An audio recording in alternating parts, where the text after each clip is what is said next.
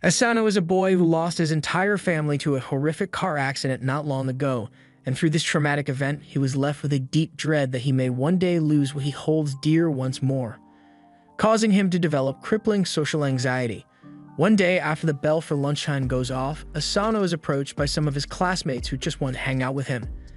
Asano can't bring himself to accept their request, even though he really appreciates them asking, and the guys can't believe they've been turned down for the 10th time in a row. They've been in the same class as him for a month now, but they've never gotten the chance to chill with Asano. They still haven't given up on hanging out with him, but they'll just come back tomorrow and ask when he's more mentally prepared. As the guys leave, Asano's childhood friend, Mutsumi, comes up to him and places a bento box on his head. She scolds Asano for turning down an invitation like that when he's got literally no friends aside from her. Asano doesn't see a problem with his behavior, so Mutsumi moves on and says she made lunch for the two of them to share. She knows he hasn't been eating properly since he has to work so much, so this is a non-negotiable meal. Asano eventually gives in to Mutsumi's demands, and as they sit down, Mutsumi talks about how she is worried that Asano might stay friendless for the rest of his life. But it's not like she's much better than him since she rejects every guy that comes up to her almost instantly as well. She doesn't deny it, but she seizes the opportunity to tease Asano for worrying about her so much. But moving on, she really wants him to learn to socialize again, so he can live a normal life like his parents would have wanted him to. However, he doesn't understand how her feeding him is going to help him socialize more. The simple answer is that it won't, but she wants to do it anyway, so Asano just goes along with it, yet as the food approaches his mouth, it is intercepted by Mr. Harukawa. The dude literally came out of nowhere, so Asano is trying to figure out why he's here in the first place, and Mutsumi questions him about the business trip he was meant to be on right now. Harukawa says he missed her so much that he changed the schedule of his trip so he could come home earlier. He also says something about wanting to rub her hair against his cheeks, not specifying which cheeks though, and Mutsumi is really close to reporting him for inappropriate behavior if he continues. Before he goes, Harukawa turns to Asano and tells him to head to his office after school is over today because he has a very special private lesson to give him. But he neglects to explain further, and Mutsumi seems worried about it. At the end of the school day, Asano's classmates wave goodbye to him, and as they leave, Asano feels dejected because he actually does want to have friends, but ever since the accident, he has been afraid to connect with other people again. He makes it to Harukawa's office, where Harukawa has been eagerly awaiting his arrival. And now that he is here, they both take a seat on the black couch, suspiciously close to one another. The awkwardness is killing Asano, so he asks Harukawa why he was called here, so Harukawa answers that he just wanted to share some photos from his special homework folder with him. His saying that is weird enough, but what makes it even worse is that all the pictures are of Mutsumi. Asano is now sure that Harukawa is a lost cause, so for the safety of his only friend, he is going to have to report him to the police later. Harukawa continues showing Asano his pictures of Mutsumi, but now they are getting younger. He has ones of her when she was 7 and 5, and even some from her 3rd birthday party. But that begs the question, how did he get those photos if he is just a teacher at the school? Things take a dark turn as Harukawa states that he has been watching Mutsumi for a long time now, and one thing he can't stand is undesirables trying to get close to her. Which is why he had to have a nice little chat with the last guy who asked her out on a date. Asano is scared out of his mind right now since he's now Harukawa's next victim. Harukawa has been ignoring him because he and Mutsumi are childhood friends, but the situation has changed, so he needs Asano gone now. Asano can't muster the strength to fight back or run away because his legs are frozen in fear. However, before Asano can become a missing person, a girl dressed in white jumps into the room and flashbacks the whole place. Luckily, Harukawa has a natural resistance to flashbangs since his eyes are always closed, but he still got distracted enough for the girl to snatch Asano away and take him to safety. Asano later wakes up to Mutsumi, who's glad he's okay, but then he looks around some more and realizes that he is surrounded by a bunch of weirdos, so he freaks out over it and tries to get away. He asks Mutsumi who all these strange people are, and it's kind of a long story, but they are basically her siblings. She introduces them all to him as Futaba, Shinzo, Shien, Kengo, and Nano, and their guard dog Goliath. She also tells him that they are a family of spies and feels so good to finally come clean about it after keeping it secret for over 10 years. Asano still can't wrap his head around it all since for the longest time he had thought they were just vegetable grocers. But instead of eggplants and radishes, they deal with guns, intel, and narcotics. He thinks this must all be some elaborate prank, so the guns must be fake, and to test it out, he tries firing one, but it actually goes off. Futaba explains to him that being a spy isn't really all that strange anymore. With the current economy, you gotta do what you gotta do to make ends meet. But times are tough with all the cheap public servant spies popping up, so their only edge on the market is their 4.8-star reviews. They'd also got their big brother Kyuichiro, who gives them quite the popularity boost, but he also generates an equal amount of hate. Asano recognizes their brother as Kurokawa from school, and Futaba confirms that it is actually him. He has his flaws, but as far as skills go, he is by far the best in the family at spy work. Asano asks why Kyuichiro would try to kill him all of a sudden, so Futaba informs him that they got a tip that someone may try to assassinate Mutsumi. He knows he would never do something like that, and Futaba is inclined to believe him since their tip did only come from social media. But Kyuichiro has been obsessed with Mutsumi ever since he nearly caused her to die, so due to his sense of guilt, he would do everything within his power to protect Mutsumi, even if that means keeping her away from all other people. He never liked Asano, but since he is childhood friends with Mutsumi, Kyuichiro always gave him a pass to hang out with her. But now he has a reason to justify getting rid of him, so he won't stop until Asano is gone. Futaba apologizes to him for her brother's obsessive behavior, but speaking of him, an alarm goes off which tells them that he is here. He probably intends to finish off Asano now, but they all assure him that he is safe with them. They've locked all the entrances and set all the traps they have on hand, but even with the 5-on-1, they only have a win rate of about 30% when they fought him in the past. However, the only way she can guarantee that Asano survives for sure is if he marries Mutsumi, because there's a rule that prevents any killing among family members. Kyuichiro will still probably hate him, but he won't be able to kill him at least. All he needs to do to officially be married to her is to exchange rings, so it's not a bad idea as far as Futaba is concerned. Asano isn't opposed to the idea of being married to Mutsumi, but the thought of having another family triggers his fear of losing it all, so he remains silent. Mutsumi speaks up and says she refuses to get married to Asano, not because she doesn't want to, but rather because she knows how hard it is for him to form new connections, so she doesn't want to force him to join her family. Futaba understands and apologizes for being so inconsiderate, but that means they're going to have to go with the 30% win rate plan, and while they are trying to come up with a strategy, Kyuichiro shows up on the couch without any of them noticing. They are all shocked that he made it past all the traps that were set, but he at least praises Shinzo for doing a good job with them since it was annoying for him to deal with. Since it has come to this, Futaba gets in front of Kyuichiro and warns him to stay away from Asano, but he's still dead set on killing him since he considers him a threat to Mutsumi's safety, and all threats must be eliminated. If she disagrees with his methods, then she's going to have to stop him by force, and that's exactly what she plans to do as she grabs his tie and begins spinning him around. Futaba then slams him down into a chair and calls for the others to join in, so Shinzo uses his robot arms and Nanao uses steroids. While they keep Kyuichiro busy, the rest of them try to get Asano and Mutsumi to safety, but their attack fails to do any real damage to him since he blocks it all with his wires. Kyuichiro then proceeds to slice up everything in the surrounding area, forcing Nanao and Shinzo to jump back. The weapon he is using is one specially made for him called Steel Spider, and he is quite skilled with it. So Futaba tells Mutsumi to take Asano and run for the hills because she doesn't know how long she can hold him off. She charges at Kiyo with her bare hands, and she seems to be doing something special to get through his wire attacks. But in the end, it isn't enough as she gets tied up and hung from the roof of the house. She tells Kengo to get Asano and Mutsumi out of here, while she holds him off instead, but there's no chance she manages to take Kiyo down when Futaba failed so easily. She activates all of her killer drones at once and they all open fire on Kiyo at once, but she must have programmed them with Stormtrooper aim because those things haven't hit him once. Back with Asano and the others, he asks if the one who stayed back to fight Kiyo are going to be alright, so Mutsumi assures him that they'll be fine. They may get a few broken bones, but Kiyo isn't allowed to kill any family members. That aside, they need to find somewhere to hide Asano, so they open up a hidden safe behind a painting and get Asano to step inside, and before locking him in, she reassures him that she won't leave him no matter what. After Kiyo is done taking care of the others, he corners Mutsumi and who he believes to be Asano. He asks Mutsumi to get away from Asano so she doesn't get stained by his blood after he kills him, so she starts approaching him, but then she draws a gun and attacks, prompting Kiyo to restrain her. He realizes that this isn't actually Mutsumi, but he's got to say that he's impressed with how much detail Tengo put into his disguise. It was perfect enough to fool him for a moment, right down to the number of eyelashes. However, his skills at disguising other people still need some work because he can tell that that isn't Asano over there.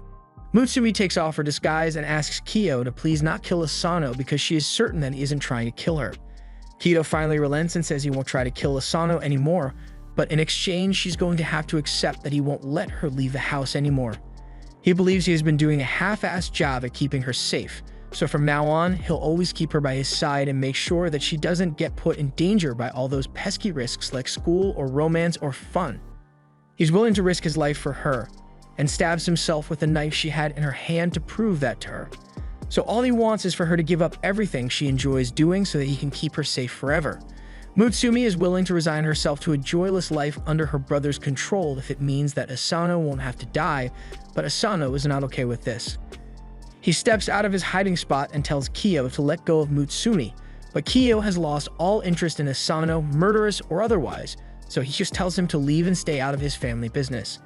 Asano understands that Kiyo doesn't want to lose his precious sister again, but the way he's going about doing that is totally wrong, so he tells Mutsumi that he's willing to marry her after all. Mutsumi smiles and throws the second half of her ring to Asano, but as he is reaching for it mid-air, Kiyo catches it with his wires.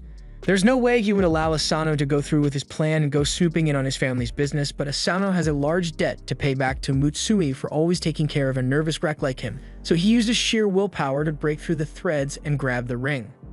After recovering from the beating Kiyo gave them, the others rush in to check on the situation and they find Asano just as he puts on the ring and officially becomes a member of the family.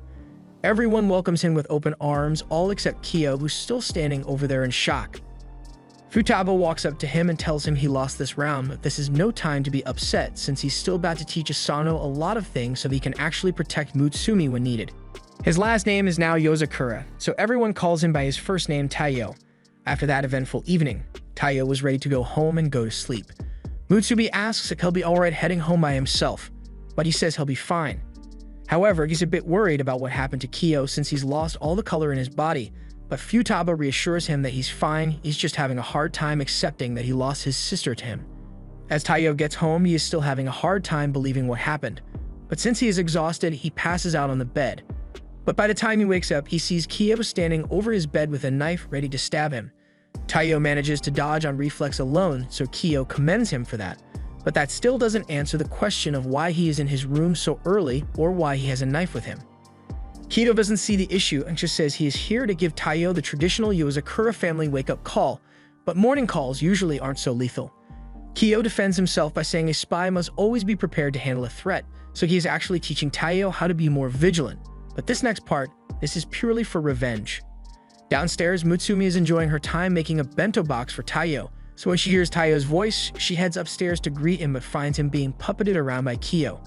Mutsumi asks what's going on here, so Kiyo says he's just having some morning exercise with Taiyo, however she doesn't appreciate what Kiyo is doing so he takes the hint and backs off for now.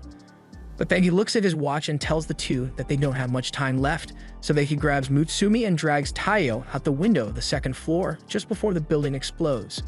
Taiyo has a lot of questions about why his house just went boom, but Kiyo says he'll explain everything later.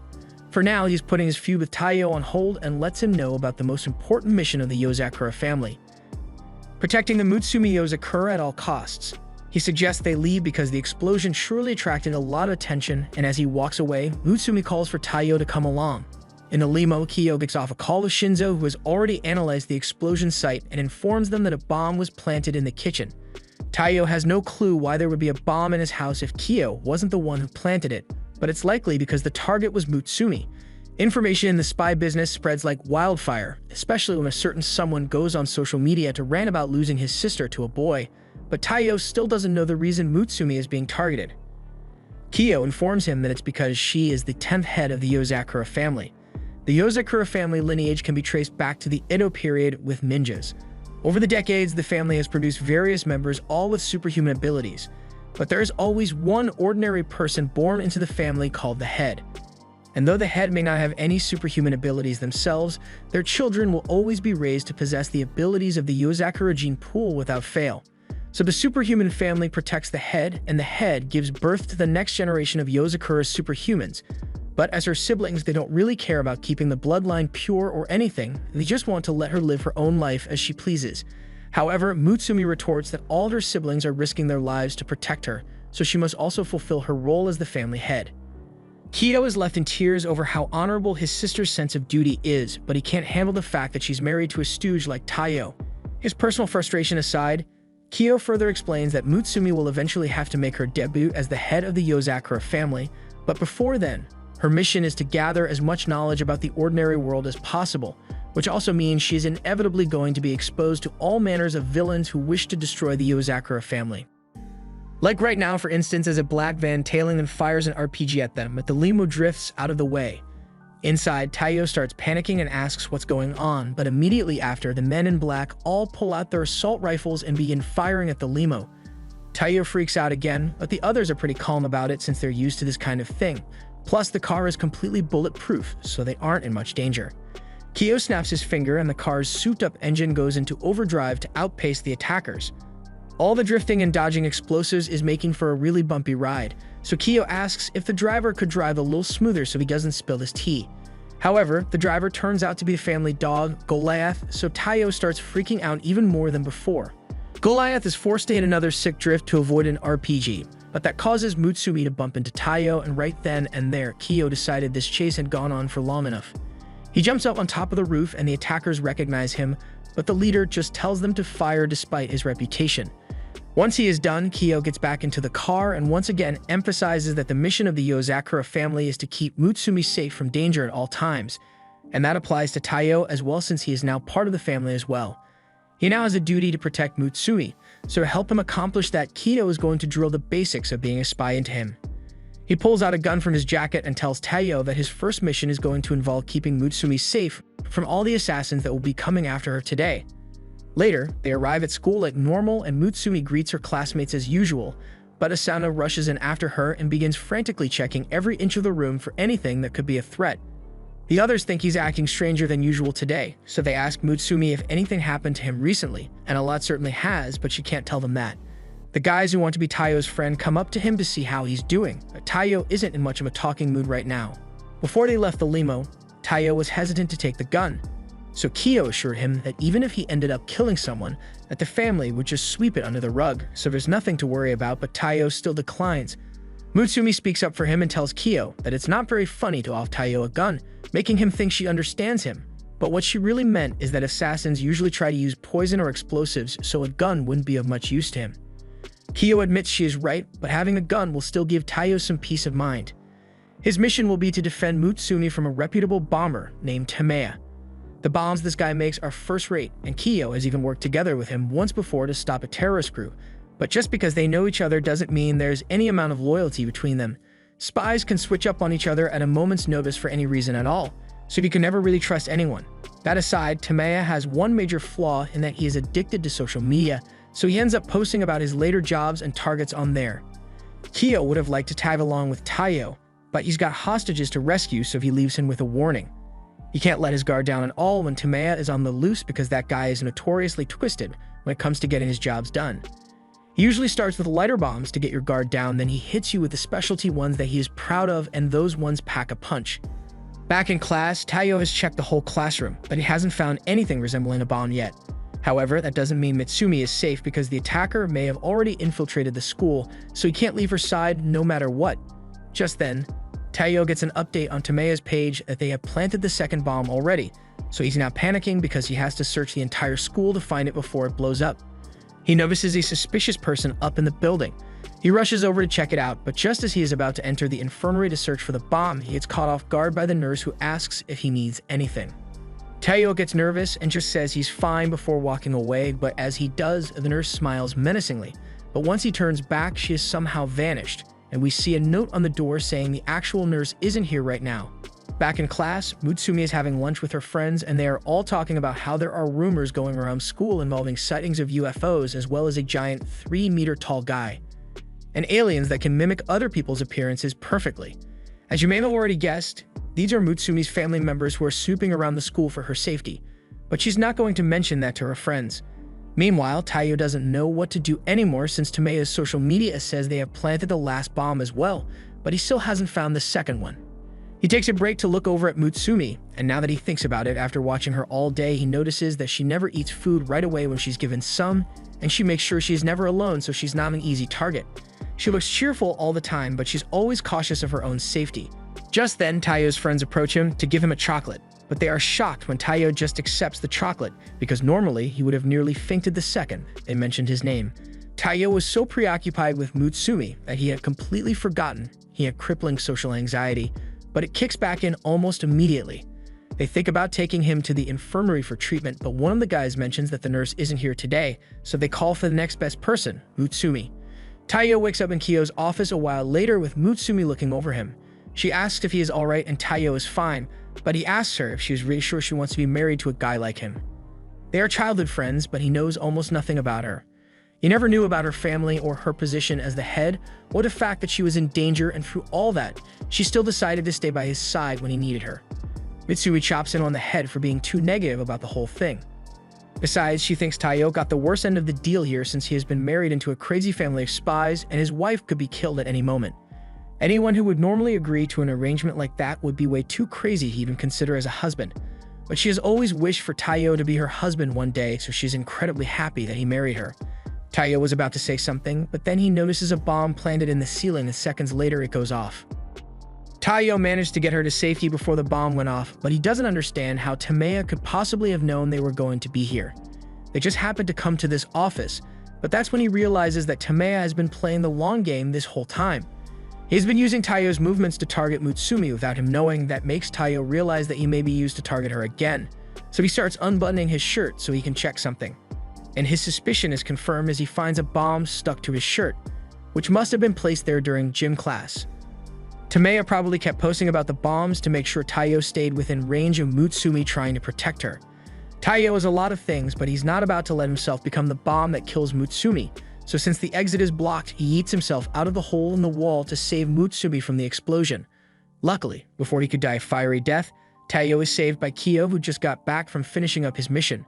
He applauds Taiyo's quick thinking and realizing Tameya has planted the bomb on him. It may be small, but it packs a major punch to it. However, it has one fatal flaw in its design since it is so simple that a well-placed wire is able to cut off its detonation. After the worst of the danger is over, they sit back down and Taiyo asks what they should do with the bomb since it's still active. The only sensible thing to do would be to return it to its owner, and it just so happened that some other family members have found him already. They all heard it was Taiyo's first mission, so they all wanted to help him out. Kiyo then proceeds to tie up Tameya, who begs for mercy. But there is no mercy to be given. He gets flown hundreds of feet into the air, and once Kiyo retracts the wire that was keeping the explosive from going off, Tameya dies a fiery death. But before he went out, he still had to make one final post on social media saying #about to die now. But now that that's taken care of, there's still the issue of Taiyo currently being homeless since his house got blown up, so Mutsumi decides it would be great for him to come live in the Yuzakura house. Kiyo is obviously against it, but Taiyo is her husband after all, so he has no right to refuse letting him stay here. However, that doesn't stop him from making threats on his life. The next morning, Taiyo wakes up from a terrible nightmare where he was unable to save Mutsumi from a large, shirtless man who had her in his clutches. After realizing it was only a dream, he recalls all the crazy stuff that happened yesterday which wasn't a dream, and how he ended up living in the Yozakura house. But it's going to take some getting used to as he accidentally steps on Goliath's tail and gets himself sentenced to death by 1,000 scratches, and everyone already knows exactly what happened from the sound of Taiyo's screams. Later, Mutsumi is patching Taiyo up and apologizes for what happened to him. She had asked Goliath to keep watch over him so that he wouldn't end up getting assaulted by Kiyo in his sleep, and Taiyo knows that Kiyo would totally do something like that if given the chance, so he appreciates the gesture. Mutsumi then picks Goliath up and scolds him for hurting Taiyo even though his job was to protect him, but that makes Taiyo nervous because he knows Goliath lashes out whenever people touch him. However, he seems to like Mutsumi since she's the head of the family and would never attack her. But the same doesn't go for Taiyo. Later that day, Taiyo meets with Futaba and begs her to help make him stronger. But she assures him that they were already planning to train him bit by bit to accommodate for his ordinariness.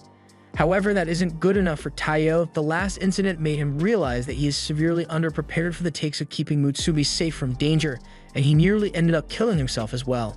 If since Mutsumi chose him as her husband, he wants to be strong for her sake, which is touching and all, but Futaba grabs his shirt and begins tossing him around the room to prove a point. She says that she may not look like it, but she has immense talent for martial arts. And even with those talents, it took her 3 years of training before she was allowed to go on her first mission. So in his case, where she has no talent to speak of, it would inevitably take even longer to train, and simply having strong emotions isn't going to change that.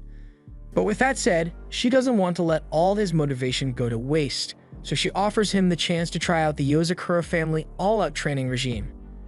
But she has one condition before they can begin, and tells Taiyo that he must live in this mansion for 1 month first. He is surprised that that's all she's asking of him, but it was due to their carelessness that his house got wrecked, so she wants him to live here as part of his training. And then the real training will begin in 1 month. Taiyo is about to thank her, but as soon as he gets up, a trap door opens beneath his feet and he nearly plummets to his doom. Futaba apologizes about that, as there is one more thing she forgot to mention.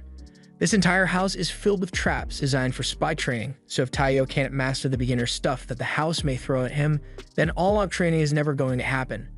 Taiyo may have been the one that came here to ask for training, but now he's worried he may end up dead after just 1 day.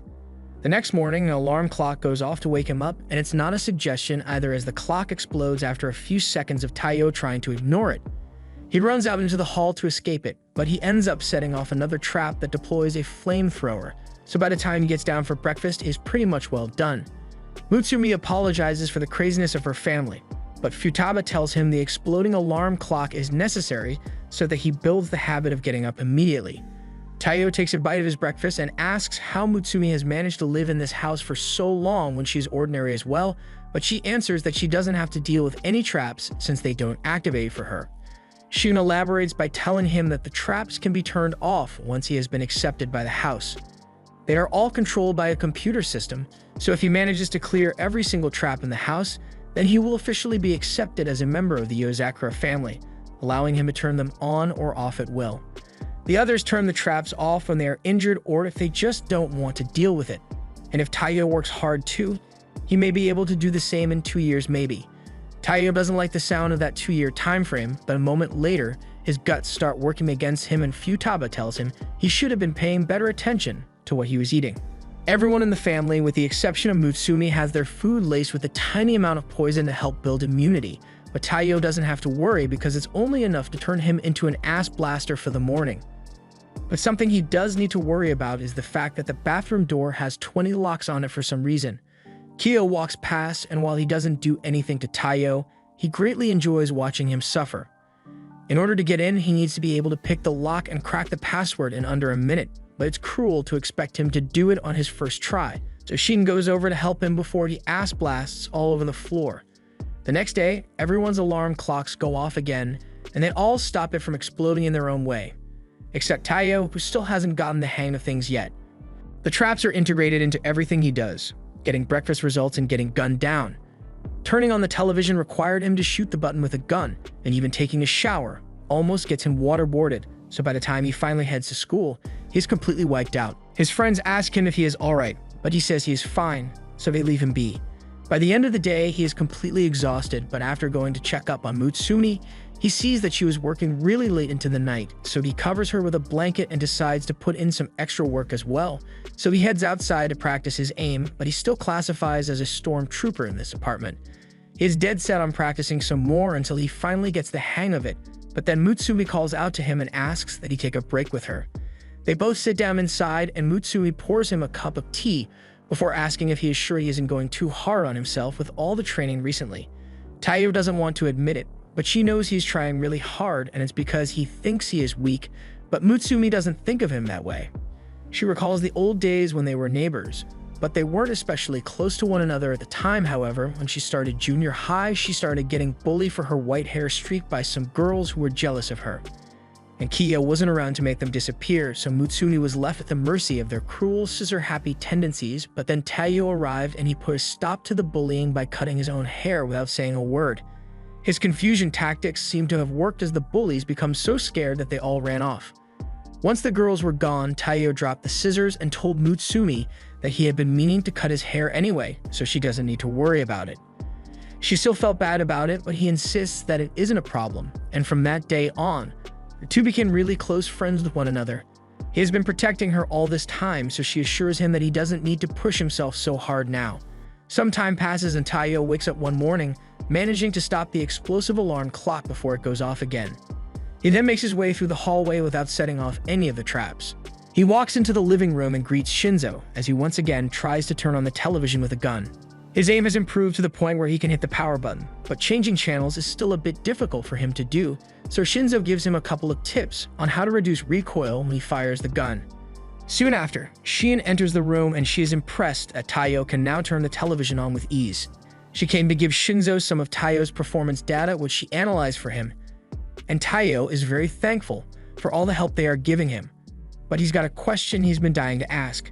He asks Shien why Shinzo is always in a garbage can. But the answer is pretty simple, and it's because he is just really shy and lazy, so he almost never leaves the mini tank he built himself. But that aside, she tells Taiyo to hurry up because he was supposed to meet Nanao to learn how to deal with poisonous gas. As he leaves, Shinzo says he thinks Taiyo has some real talent with this spy stuff, but while Shien agrees that he is progressing really quickly, it is all due to his own hard work. Later, Futaba and Tengo are walking down the halls when they come across Taiyo and Nanao doing nerve gas training. Tengo tries to interrupt, but Futaba kicks him back into place so Taiyo can train in peace, although she notices that there's something wrong here. Some more time passes and Taiyo is now able to breeze through the morning routine without a hitch, and Mutsuni is really proud of how far he has come in just 3 weeks of living here. He asks her to pass him the milk, but one thing he hasn't managed to adjust to is the mild poison doses, so he once again is forced to race for the toilet. However, he also hasn't figured out how to crack the codes on the door, so Tengo goes over to help him before he has an accident, but as he gets there, he finds Taiyo passed out on the floor, so everyone rushes over to check on him and Futaba asks Nanao to get some medicine ready for him. Taiyo later wakes up on Nanao's diagnostic table, and luckily all he has is a fever brought on by fatigue, so if he rests for the rest of the day, he should be fine. Or at least he would be fine if he didn't have such extensive injuries. Futaba had been on to the fact that he was hiding something for a while now, since there's no way to achieve extraordinary results like Taiyo did without taking drastic measures as well. He hid how much he was overworking himself with the help of the others, and Futaba is especially disappointed in Nanao for enabling this self-destructive behavior. Taiyo tells her it's not the others' fault since they tried to stop him when he started this, but he was stubborn about it and pleaded until they reconsidered because he wants to be able to protect Mutsuni as soon as possible. Futaba chops him on the head for being so foolish and not realizing that he can't take care of Mutsuni if he can't take care of himself first. She gives him a book on the basics of code breaking so he has something to do while he recovers from his wounds, and Taiyo thanks her for being so considerate. But once she leaves, Futaba thinks to herself that Taiyo's resilience is really unbelievable. Normally, if someone drives their body to the brink of collapse so often, their spirit would shatter long before their body ever gave out. But Taiyo continues to train hard for Mutsuni, and that may mean he has what it takes to protect her after all. A couple of days later, Taiyo has recovered and is finally able to unlock the bathroom door on his own, which is a cause for celebration. And since he has finally beaten all the traps in the house, he is granted admin access to turn them off and is officially recognized as a Yozakura now. Futaba personally praises him for all the hard work he has been putting in over the last month, but from now on, he will be receiving the intense Yozakura family training, so he had better be prepared. For starters, Shinzo pulls out a 100-kilogram shirt for Taiyo to change into, and Shien increases the difficulty of the traps, so Taiyo is in for even more hellish training already. The next morning, while Mutsumi is busy preparing a meal for the family, Taiyo comes in and asks her to show him how to put on a bra properly. Mutsumi never thought she would hear those words from Taiyo, but she tries to remain positive and tells him that she will always love him no matter what he does, even though her face clearly shows that she does not approve. Taiyo pleads with her to not look at him like that because this is just a misunderstanding. He was just doing this because he has to practice his disguise techniques, not because he wants to. But if that's the case, then this girl is here to show him how it's done. Mutsumi recognizes that the girl is Tengo, who is a believer that it takes a real man to become best girl. And he's going to make sure Taiyo learns to do this too, whether he likes it or not. A while later, Shinzo walks into the kitchen and sees Taiyo in a bra while Mutsumi and another girl are on top of him. But who is he to judge what a married couple enjoys doing together? Taiyo doesn't want to give Shinzo the wrong idea here, so he clears up that the girl is actually Tengo in disguise. Then Kyo walks in asking Mutsumi for a goodbye kiss, And that was the breaking point for Mutsumi, so she smacks him in the head and gets everyone to settle down so she can go back to cooking. After that eventful morning, Taiyo is talking with Shinzo, who is meant to go on a mission today, but he just needs to retrieve the original plate for some counterfeit money, so it shouldn't take him too long, but before he forgets, he has a gift he wants to give Taiyo. Later on, Taiyo and Mutsumi arrive at school and Mutsumi apologizes to him for all the craziness that went on that morning, but all of a sudden, a rogue baseball comes flying straight for Mutsumi's head, but Taiyo catches it without even looking and is able to throw it back with such force that the coach offers him a baseball scholarship on the spot. However, he isn't interested, so he just keeps walking with Mutsumi.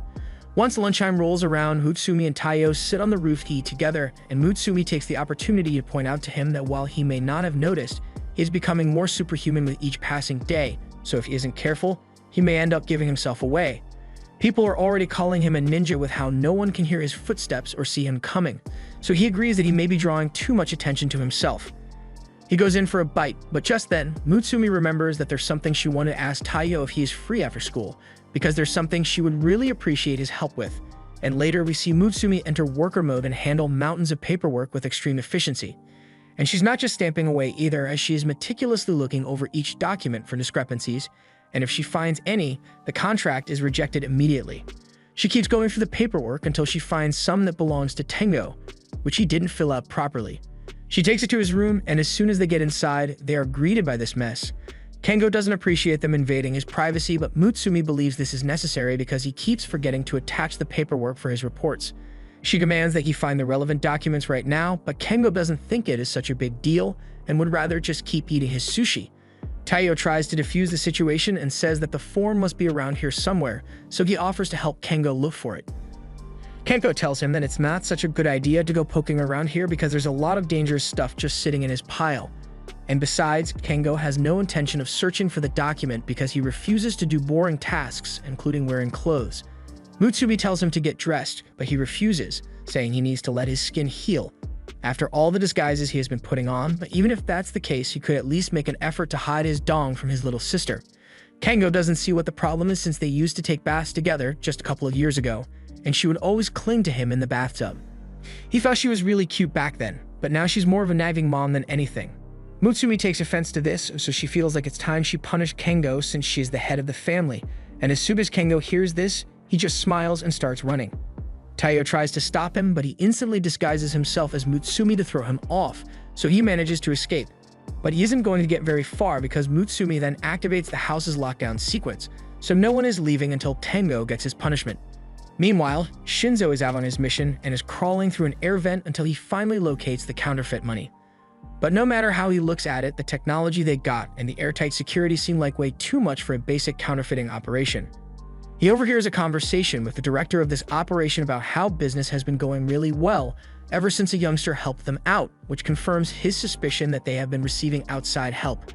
Later, he knocks out a couple of guards to get into a vault, and in it he finds a framed counterfeit bill, but it turns out to be a trap as an alarm is set off and he needs to move fast to get out of there. Back at the mansion, Mutsumi and Taiyo check her room to see if Kengo is hiding in there, but there are no abnormal thermal signatures, so the room is clear. Next up, they head over to Shin's room and she's busy playing a handstand game, but she says she hasn't seen Kengo pass through here recently, so they keep checking all the rooms in house until the only one left is Kyo's room. One of the paintings starts smiling, so it seems like Kengo is having fun playing hide and seek with them. Since they haven't found him yet, Taiyo wonders if he may have already made it outside, but Mutsumi is sure that there is no way to escape the lockdown. Just then, the others come over and ask what Taiyo and Mutsumi are doing, and Shin doesn't seem to have any memory of speaking with Taiyo, so they ask where everyone has been up till now. They say that they've been busy analyzing some drugs they seized from a cartel, and they just got back, meaning Kengo was disguised as all of them earlier. Just then, they notice that Tengo has been disguised as the paintings behind them, and once they spot him, he starts hopping through the halls until he turns around the corner. Taiyo follows him, but gets knocked out as soon as he is out of sight. Mutsumi rushes over to check on him, and Taiyo looks like he is alright, but he says Kengo threw the painting at him, before diving into the hidden passageway in the wall. Mutsumi knows every single secret passage in the house, but she doesn't recognize this one, which means Kengo must have made it himself while she wasn't looking. If he is the one who made it, then there's no way to find him now, so Mutsumi gives up and disables the lockdown. Taiyo suggests that they just look for the file in Kengo's room, but as they enter, Mutsumi handcuffs him because she realized that it was actually Kengo in disguise. She knows that under no circumstances would Kengo ever be able to make it out of the house during lockdown, which is why he would need her to turn it off for him to escape, which is why he hid Taiyo and disguised himself as him. But what gave him away is the fact that Taiyo always lets Mutsumi enter a room first when he opens the door for her, so he still got some work to do on his Taiyo impressions. Kengo gets sent back into a flashback of when he was younger and was first introduced to Mutsumi, and he is feeling a lot of emotion after seeing how much his sister has grown since then, so he takes off his disguise and admits defeat to her. Later, Taiyo is helping him look for the paperwork they need to find, and Kengo apologizes for stuffing Taiyo in the wall earlier. He doesn't really mind since Mutsumi was having fun chasing Kengo around the house, so the two end up bonding. Meanwhile, Kiyo has just discovered that Mutsumi found out about his worship den and defaced one of the pictures, so he's pretty distraught about it. Later, Taiyo is trying some of the curry that Mutsumi had made that morning and it tastes delicious, but then she reveals that the secret ingredient is cyanide and he suddenly doesn't feel so good anymore. The phone suddenly rings, so Taiyo takes the opportunity to get up so he doesn't have to eat any more poisonous food, but when he gets to the phone, he sees that it's Shinzo's number calling and he is totally freaking out. Mutsumi comes over to check on him and puts the call on video display, but Shinzo can't calm down enough to tell her what's happening. After a little convincing, she finds out that Shinzo got into a firefight with the enemy, but there were a lot more people than he expected, so he ended up running out of ammunition. And without his weapons, he has nothing. Mutsumi explains that Shinzo is a weapons expert, but when he is unarmed, he becomes a total wimp, so she needs Taiyo to go save him. He agrees, and in a short amount of time, Taiyo is outside the counterfeit warehouse with a small package of weapons to help Shinzo regain his confidence. Mutsumi is going to help him navigate his way around the base while also keeping Shinzo from going into a panic attack, but she asks Taiyo not to do anything too dangerous. However, he almost immediately gets himself held at gunpoint. He panics a little, but then he remembers some things that Shinzo had taught him about how to handle a gun to the back of your head. Be warned, this does not work in real life, but for Taiyo, he jams his head into the gun, preventing it from firing, at which point he grabs the guard's arm and knocks him out. He may have successfully taken down an enemy, but the noise alerted others of his presence, so he needs to focus so he doesn't mess up. From the sound of their running, he can tell that there are 3 people armed with guns and knives, so as they turn the corner, he knees one in the face and then takes care of the other 2, but he still needs to stop one last guy that is about to call for backup. He pulls out a special 8 million volt gun he was given by Shinzo that morning, and with it, he zaps the radio to stop any backup calls and decks the last guy. A few minutes later, Taiyo has made it to the storage closet that Shinzo was hiding in, and Shinzo is really happy to see him, but he's even happier to have a gun again. Taiyo hates to interrupt the reunion, but he thinks they had better retreat before they get caught. However, it's too late as some guards already found them. Just when Taiyo was about to act, Shinzo steps up and disarms them all with his gun. He may be a wimp unarmed, but now that he's packing artillery, he's got a whole new level of confidence. He runs out the door and grabs one guy to use as a human shield while he takes down the rest of them. Taiyo is really impressed by how calm and efficient Shinzo is being right now, that they don't have any time to waste as they need to escape quickly. Mutsumi gives them directions to the nearest exit, but along the way, a sniper shoots Taiyo in the thigh, causing him to fall to the ground. Shinzo was about to return fire, but the sniper warned him not to do anything dumb because he could easily put another bullet in Taiyo's head right now. A shot straight through the thigh bleeds rapidly, so if Shinzo wants to save Taiyo from dying of blood loss, then he had better drop his gun immediately. Since he cares about Taiyo a lot, Shinzo drops his weapon. But since Mutsumi thought ahead for a scenario like this, she told Taiyo to arm Shinzo with the next best weapon available, a fork. In the hands of Shinzo, almost anything becomes a deadly weapon, so he's able to throw the fork so fast that it destroys the sniper rifle, and with the time that bought him, he's able to pick his gun back up and shoot the sniper several times. After that whole mess is done with, Shinzo is carrying Taiyo home and apologizes to him for forcing him to come save him from his own mission. But Taiyo feels like he is the one who should be apologizing for getting hurt and slowing them down. Meanwhile, back at the counterfeit warehouse, another agent has arrived and is torturing the survivors to get them to give him info about who they work for. But he doesn't get the answers he wants, so he just finishes him off and pulls up his phone to find his next target, Taiyo. Late into the night, Taiyo is talking with Mutsumi on the phone as she is casually asking him out on a date. And while he would have obviously accepted, a car pulls up in front of him, so he realizes that something is wrong and hangs up the call before this guy steps out. He asks to confirm that it is actually Taiyo, and after Taiyo answers him, he reaches into his pocket to pull out a badge and tells Taiyo that he is a police officer named Seiji, so he needs to ask him some questions. At the police station, Taiyo is brought into a dark interrogation room where the man tells him that he'll cut straight to the chase. He shows Taiyo a video of him getting choked by one of the guards in the mission he just went on and says it was posted on the dark web, so Taiyo is starting to panic since he's been busted. Seiji goes on to list a bunch of the other crimes he has evidence of Taiyo committing, including unlawful use of a firearm, trespassing on private property, and domestic terrorism. Even Saul won't be able to clear him of these charges, so Taiyo is pretty disheartened, but the CG mentions that he finds it strange that he wasn't able to find anything about Taiyo's partners in crime because he knows there's no way a teenager would be able to pull all of this off without some form of assistance. So there must be some secret organization backing him.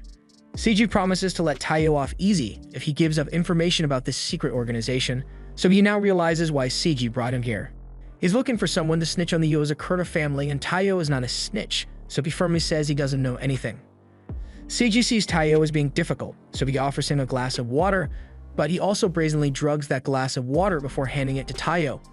Taiyo is not an idiot, so he refuses to drink it, but Seiji tries to lie, saying it's just some healthy minerals.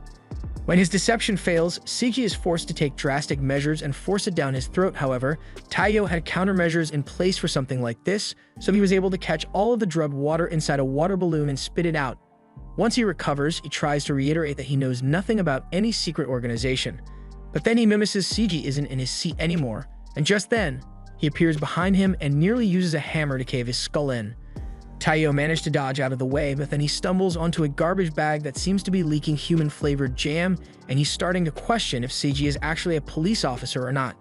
Seiji calmly explains that the man in that bag was a drug dealer who has ruined the lives of countless people. However, he always managed to escape punishment for his crimes by using his wealth and connections, so he took it upon himself to bring down the crime boss.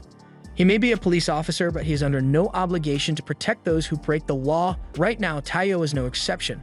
It was at this moment that Taiyo noticed one of Kiyo's threads nearby, so he realizes that this must either be some sort of test or Kiyo is messing with him. So he buckles down and tells Seiji that he would rather die than give up any information. Seiji commends him for his bravery, but he's still going to smack him with the hammer regardless. Before the hammer connects, Taiyo managed to free himself from Seiji's grip and roll away, causing him to strike the wall and reveal that Kiyo has been hiding here the entire time. Seiji realizes the jig is up now that Kiyo has been revealed, so when Taiyo asks for an explanation, Kiyo explains that Seiji used to be a classmate of his, and they currently have a deal together in exchange for the Yozakura family helping him out with his investigations. He covers up all the possibly illegal stuff the Yozakura family does. Seiji still finds Kiyo to be exhausting whenever he is around, but as far as Taiyo goes, he tells him he passed his little tests since he didn't rat out his friends. Kiyo is glad everything worked out, but since he is here anyway, Seiji wants his help with an investigation he is currently engaged with. However, Kiyo doesn't want to have to deal with it now, so he makes up an excuse about having somewhere he needs to be and says he'll be leaving now. Since there is nothing left to do here, Seiji asks Taiyo if he wants a ride back home, but he says he'll be fine. The next day at school, Taiyo is completely wiped since he didn't get to sleep at all last night. Mutsubi asks if he is alright, and he's about to explain everything that happened last night, but Kiyo walks into the room, which is pretty unusual even if he has a persona as the vice principal here. He tells the class that their usual teacher is out sick today, so he will be acting as their substitute teacher for the day. As Kiyo is teaching the class, Taiyo is finding it harder and harder to stay awake, so he thinks it would be alright to just have a little nap. But the second his eyes are closed, Kiyo sends a piece of chalk flying his way so fast that if Taiyo had managed to dodge, that's what would have happened to his head. Kiyo then starts using Morse code to talk to Taiyo and tell him that his spy must always be in a state of awareness of their surroundings. Dolphins and migratory birds are able to do this by only sleeping with half their brain at any given moment, and it's possible for humans to learn this power as long as the person trains hard enough. Kiyo, for example, managed to learn this at the age of 15, and he hasn't slept since then, but Taiyo complains that it's totally unreasonable. Kiyo says he'll be using his threads to keep an eye on Taiyo's heart rate, and if he happens to fall asleep at all during the class, then he'll be woken up by a piece of chalk traveling at the speed of sound in his direction. Taiyo can't believe he has to deal with training even at school, and Mutsui jumps in on the conversation as well to back him up since she knows Kiyo is just doing this to mess with Taiyo. Taiyo is surprised she knows how to use Morse code as well, but it's natural for her since she has been part of the spy family her entire life. She tells Kiyo to leave Taiyo alone while he's at school, but Taiyo stops her and says she doesn't have to worry because he can handle any kind of training Kiyo throws at him. Kyo likes Taiyo's confidence, but he's going to make sure that it doesn't last long, so he pulls out a green pill, slams it on his desk, releasing a cloud of smoke into the classroom and effectively gassing everyone. Mutsumi manages to hold out since she is always prepared in case of gas attacks, although she never would have expected that she would have to use it to protect herself from Kyo. The pill he just crushed contained a special sleeping gas that Nano developed, so one whiff of this stuff will put most people to sleep. And that includes Taiyo as well. Now that he has fallen asleep, Kyo has all the freedom in the world to hit him with as many supersonic chalk attacks as he wants, but at the last second, Taiyo springs back up and blasts the chalk away with his Volt gun. Mutsumi is glad that he managed to stay awake after all, but that doesn't seem to be the case since Taiyo is actually out cold, but he has somehow awakened the ability to protect himself in his sleep. Kyo has to admit that he is impressed, but the training is far from over since he still needs to push Taiyo to his limits. He throws several pieces of chalk at him, and even though he's asleep, he is still managing to skillfully evade and counter the attacks. So much so that he is able to evenly match Kyo at every turn, but Mutsumi doesn't like how Taiyo is becoming a monster as well. That a while later, things settled down, but apparently Taiyo's state of sleep awareness was only temporary as he hasn't been able to replicate it since, and he has also had constant sleepwalking issues as well. The next day, Taiyo is busy reading a spy magazine which is detailing every single reason spy marriages often end in divorce. And the main cause is usually overworking to the point where the connection fades away. So to prevent this, when Mutsumi brings a cup of tea for Taiyo, he tries to ask her out on a date, but he is interrupted by a call from Seiji, since he needs Taiyo to help him on a mission. Taiyo doesn't really want to have to do this, but Seiji insists on it, so he reluctantly agrees and heads out to the mission location. Later, Taiyo has arrived at an amusement park and asks Seiji over the phone what he's supposed to be doing here. He gets briefed on the situation and is told that there is a couple in the park who are in possession of illegal guns, so he needs Taiyo to smoke them out. He still doesn't have much info on what the couple looks like, so Seiji tells Taiyo to stay on the lookout for any suspicious-looking people in the park. However, with everyone else having come as a couple, Taiyo is the one who looks most suspicious. While he is lamenting over how out of place he looks, Mutsumi comes up to him with a drink in hand to cheer him up. It takes a minute for Taiyo to realize that it's Mutsumi, but once it finally clicks that it's her, he starts asking how she even found this place to begin with. As for how she knew he was here, she just had to ask Seiji. But she also makes a point that being in the park as a couple would be a lot more natural for his mission. Taiyo tries to protest since this mission could be dangerous, but she tells Taiyo to keep his voice down since the targets could be nearby since there are all these suspicious couples around. And besides, she has enough training to defend herself and Taiyo is here to protect her if anything goes wrong, so she should be fine. Taiyo can't really argue with her logic, plus the people he's after are targeting Mutsumi in the first place, and most importantly, this will give Taiyo a chance to actually go on a date with Mutsumi and keep their marriage alive. One of the suspicious couples starts heading towards the roller coaster, so Mutsumi suggests they go after them for surveillance purposes. They end up getting on the roller coaster with a punk rock couple and a normal-looking couple, and as the ride begins, everyone has their different reactions. The guy in front is freaking out, the lovey-dovey couple are enjoying themselves, and Mutsumi seems to be having fun, but Taiyo is just having a nap.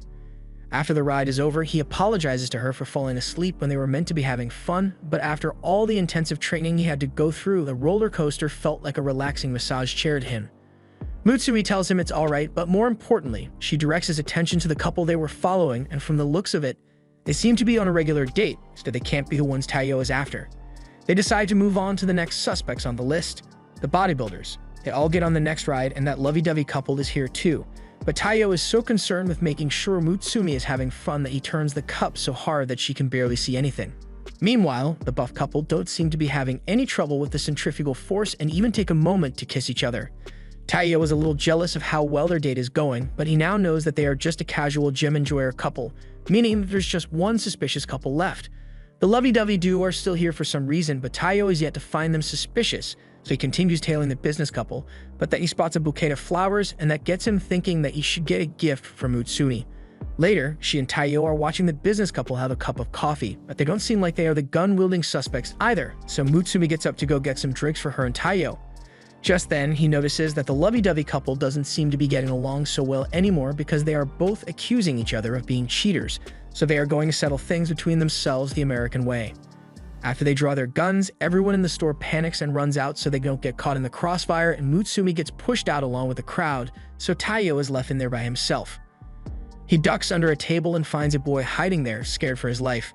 But the line was crossed when one of the stray bullets hit the flower he was planning to give Mutsumi as a gift, So he jumped out and told the two gunslingers, who somehow managed to miss every single shot they took, to take their fight somewhere else.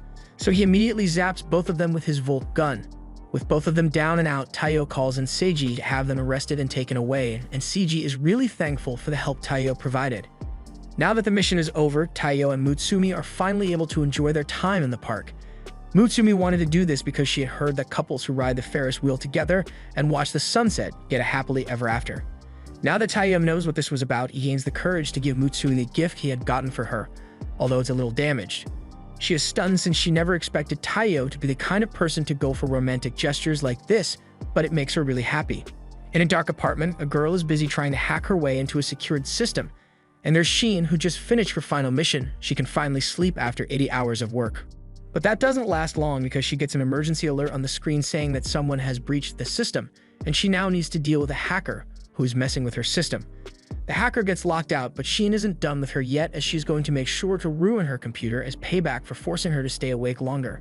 The hacker panics after she loses control of her computer, but then she remembers that she can just unplug her computer, so Sheen has no way of finding out who she is or counter-hacking. After the girl is in the clear, she plugs her computer back in to take a look at the data she managed to steal, and it looks like she ended up getting exactly what she wanted from the system: the pictures of Taiyo, so she may have an unhealthy obsession with him. The next morning, Taiyo and Mutsumi are on their way to school when they spot Sheen, who looks even more tired than normal. Mutsumi asks if she pulled another all-nighter again, and that much is obvious because she had to stay up and make sure the system couldn't get hacked again.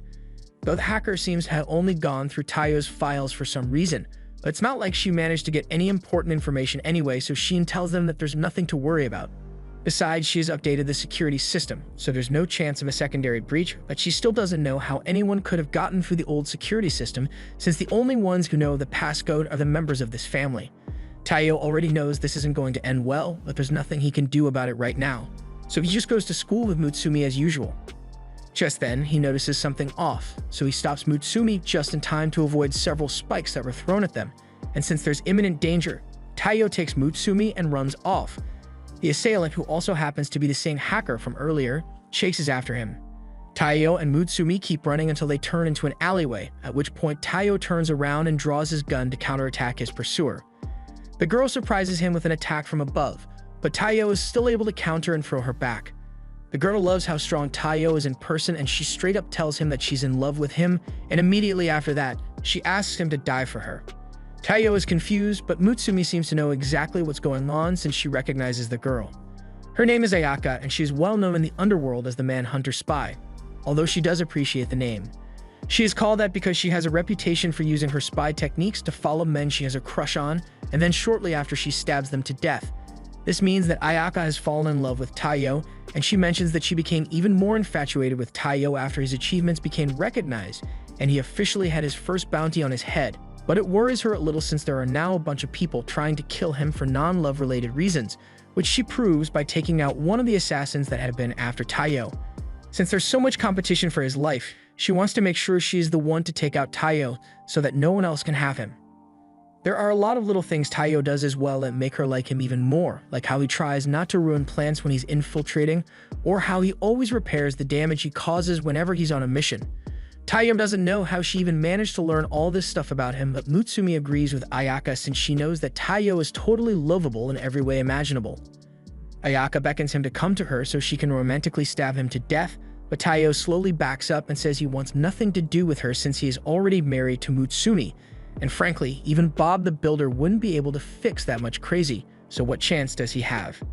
Ayaka doesn't take the hint and thinks Mutsumi must have brainwashed Taiyo into marrying her, so she would love to take Mutsumi out right now and get rid of her rival, but Kiyo strictly forbade her from harming Mutsumi in any way.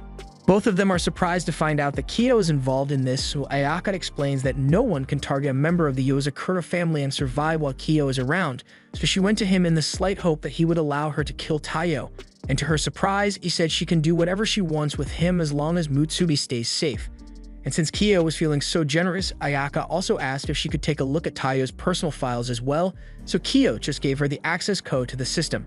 But even with all the prep material Kiyo got for her, this attack failed, so she decides to leave for now and come back later, but not before displaying her needle-throwing capabilities.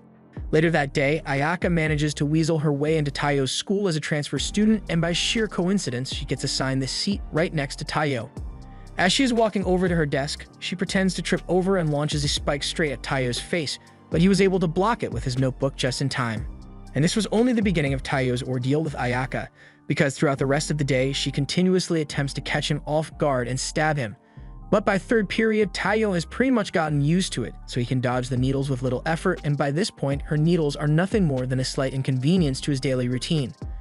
Ayaka is crying her eyes out over Taiyo refusing to get stabbed, but she is still delusional, so she decided to step things up and throws needles into the necks of everyone in the class, causing them to all stand up in unison.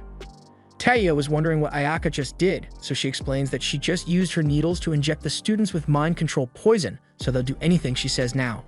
She orders them all to subdue Taiyo because she knows he isn't going to fight back against regular people, and Taiyo is eventually completely surrounded. Taiyo tells her it isn't fair to involve innocent people in her little schemes, but she's too crazy to listen to reason, so Mutsui has to use herself as a human shield in order to stop Ayaka. However, while Ayaka was distracted, the guy she struck with needles before comes back for revenge against her and fires a gun to kill her. Fortunately, Mutsumi is faster than bullets and is able to push Ayaka out of the way because her life is precious, even if she's trying to kill Taiyo. But the guy gets no such mercy because Taiyo immediately electrocutes him until he falls out the window of the third floor. Now that he is taken care of, Taiyo rushes over to Mutsumi to see if she is alright, and Ayaka is left wondering why Mutsumi would risk her life to save someone who is trying to steal her husband. Mutsumi answers that she just didn't want someone who can appreciate Taiyo's charms just like she can to die for no reason, and that single act of kindness was enough for Ayaka to switch teams because she's now into girls, specifically Mutsumi. After school, Taiyo is glad that he doesn't have to worry about Ayaka trying to stab him anymore, but he also finds it a little annoying how she's trying to steal his wife now. He asks Mutsumi how she is handling all of Ayaka's clinginess, but she has had to deal with Kyo for years, so Ayaka is a lot easier to manage. Meanwhile, Taiyo receives a call from Shin, and a while later, he has been roped into joining her for a video game session. Mutsumi explains that Shin drags one of the family members into her room every once in a while to join her in her sleep-deprived work. Last time she got Shinzo to join her, and he didn't get to sleep for 5 days straight because of it, but Mutsumi assured him that she'll be here on standby in case his heart gives out from too many energy drinks. Taiyo is a little worried about what he may be getting himself into, so Shin tells him that there's no need to worry because this will just be a trial run for him, so it shouldn't be anything too difficult. It's a simple game with simple rules. When an enemy shows up on screen, you have to defeat it. The game seems simple enough so Taiyo is able to keep up with Shin, but then she says they'll be going up against a final boss, so they need to stop the train in its tracks. Shin warns Taiyo that a terribly realistic cutscenes will play if they don't manage to stop it, and Taiyo wants to avoid seeing something like that as much as possible, so he furiously mashes the buttons until they successfully stop the train. And in unrelated news, a runaway train has just managed to stop, but no one knows how it happened. Taiyo realizes that the game must have been controlling the train, and Shin confirms it, telling him that this is how she completes her missions. She converts them into games and plays them to finish. The reason she brought Taiyo to join her today is because she has a mission to complete, and it would have been a hassle to complete it on her own. Some protesters are taking things too far, so they need to stop them before they can crash a helicopter into a thermal power plant. They just need to stop the figurative dragon before it can do any damage, so after briefing Taiyo on the objective, Shin starts the mission. She is skillfully destroying tons of the little attackers, but on Taiyo's end, he still hasn't figured out the controls yet, so he runs into a dead end and keeps trying to run through it. Shin tells Taiyo he sucks at video games and a spy needs to have this kind of skill, but then Taiyo just gets through the wall anyway. He doesn't know how he managed it, but he has activated the no-clip glitch as well as the invincibility glitch, so there's no way he's losing now. However, Shin is pissed because only cowards use glitches to beat games. Mutsui tells her to focus on the game because the helicopter is getting close to destroying the plant. Shin decides to show off her game skills and dashes through the horde of minions before closing in on the helicopter and knocking it down. However, even though the initial goal has been accomplished, the game isn't over yet as there are still tons of smaller ones heading their way. It seems the protesters called in a bunch of drone strikes and Shin isn't prepared to handle this on her own. So she starts calling up Shinzo to ask him to get the missiles ready, but Taiyo doesn't think they'll need to go that far because he has an idea. He has Shin take over the systems of the helicopter she just took down, and with it, they are able to destroy tons of drones at a time. It was a brilliant idea on Taiyo's part, but if the Taiyo stops pressing buttons for even a second, the helicopter is going to crash. A couple of the drones manage to slip past them, and it looks like they were about to destroy the power plant, but out of nowhere, Ayaka's avatar jumps in and stops them. Ayaka hacked her way into the system again, but she just wanted to steal more of Taiyo's pictures and some of Mustumi as well, which is when she somehow ended up here. And she's being a huge help, albeit unintentionally, so Sheen decides to ignore her and push forward to complete the mission. After some more blasting, they eventually take out the last drone, so Taiyo breathes a sigh of relief, and Sheen had a good amount of fun with it. Ayaka also feels relieved even though she doesn't know what just happened, but now that the mission is over, Sheen locks her out of the system again. Shin congratulates Taiyo on doing so well with his first virtual mission, but she wants to show him that he can't do everything with glitches, so she's not letting him leave this room until he has learned how to play games the right way. And that led to 3 days straight without sleep, so Taiyo is in terrible condition right now. A while later, we see two spies who just got done with one of their missions, and one of them, who is called Oga, is taking a break and reading the latest issue of Spies Monthly, which has put Taiyo on the front cover. Oga is really impressed with all of Taiyo's achievements, but his partner, Sui, refuses to show interest in anything that does not involve their missions. Meanwhile, back at the Yozakura mansion, Taiyo receives a call from Nanao, who wants to know if Taiyo is free to come pick him up since he needs a ride home. Taiyo was in the middle of his workout warm-up, but he agrees to help him out and asks where he is right now. Nanao explains that he is at the evil laboratory. Taiyo needs a little more clarification, so Nanao explains that there's a lab which was secretly developing bioweapons like toxic gas, so Nanao was tasked with infiltrating the lab and putting a stop to it. He was successful, so he now has possession of the germ bomb called Sodom. If it were to go off, then it would wipe out all life within a 10-kilometer radius, and it is obviously really dangerous to bring something like this outside, so Nanao just decides to eat it instead. Taiyo is concerned that Nanao just ate a bioweapon, but he explains that his body is really good at detoxifying things, so it won't be able to kill him. However, it'll take him about 3 hours to finish neutralizing the toxic gas in his body, and while he's doing that, his body is going to get really sleepy as a side effect of the gas. He already put everyone in this lab to sleep, so there's no immediate danger, but he wants Taiyo to come get him before the people from the other lab realize something is wrong and find him. Taiyo understands what he needs to do, so he suits up and gets ready to head to the lab, but as he gets there, he finds it odd that he was able to get in here so easily. He keeps his guard up as he checks around each corner, but there are still no signs of any security whatsoever. That is until Taiyo comes across the bodies of the security guards, and he's starting to get an even weirder feeling about this place. The guards have already been taken out, and the security system has been breached. But this isn't the kind of thing Nanao would choose to do, so he wonders who's responsible for this. He gets a little distracted while thinking, so one of the guards who wasn't knocked out aims his gun at Taiyo. But before he can fire, the guard gets knocked into a wall by a ball and chain, and the ones who saved him are none other than Sui and Oga from earlier. Sui is surprised that Taiyo happens to be on a mission here as well, so he introduces both himself and Oga as part of Hinajuku, which means they are government spies. Taiyo has heard all about Hinajuku, since unlike the Yozakura family, which are freelance spies, the Hinajuku are elite spies who take orders directly from the government. Studi says they were sent here to neutralize this lab and asks Oga for a status update, so Oga begins listening and he can hear the footsteps of 5 people across the building, but that's not all, as he can literally smell their guns, so he knows they are armed. That information lets Sui know that the base lab they are looking for must be underground after all, so he says goodbye to Taiyo so they can accomplish their respective missions, but Oga isn't letting the chance to team up with Taiyo slip past him, so he grabs Taiyo and drags him along. A guard manages to sneak up on Taiyo and fire 2 shots at him, but he is able to dodge both of them and counterattack, which Oga finds really impressive. They eventually arrive at the lab in question, and Taiyo immediately rushes to aid Nanao as soon as he spots him. However, Oga then tries to kill Nanao with his steel ball, so Taiyo is forced to block with his knife, breaking it in the process. Oga tells Taiyo to get out of the way since it's dangerous for him to interfere like this. Their mission is to neutralize this laboratory, so Taiyo doesn't understand why they would also want to kill Nanao. Sui explains that they had been monitoring this lab for a while, so they knew all about Nanao infiltrating this place, and since Taiyo knew his location, it made it easy for them to find this place.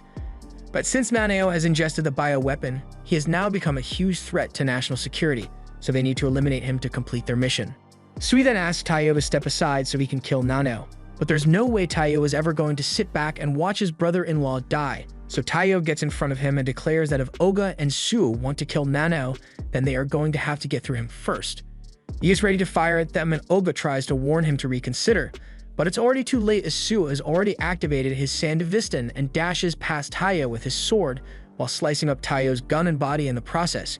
He probably could have already killed Nanao by now, but he wanted to prove a point about how Taiyo's emotions are nothing but weakness.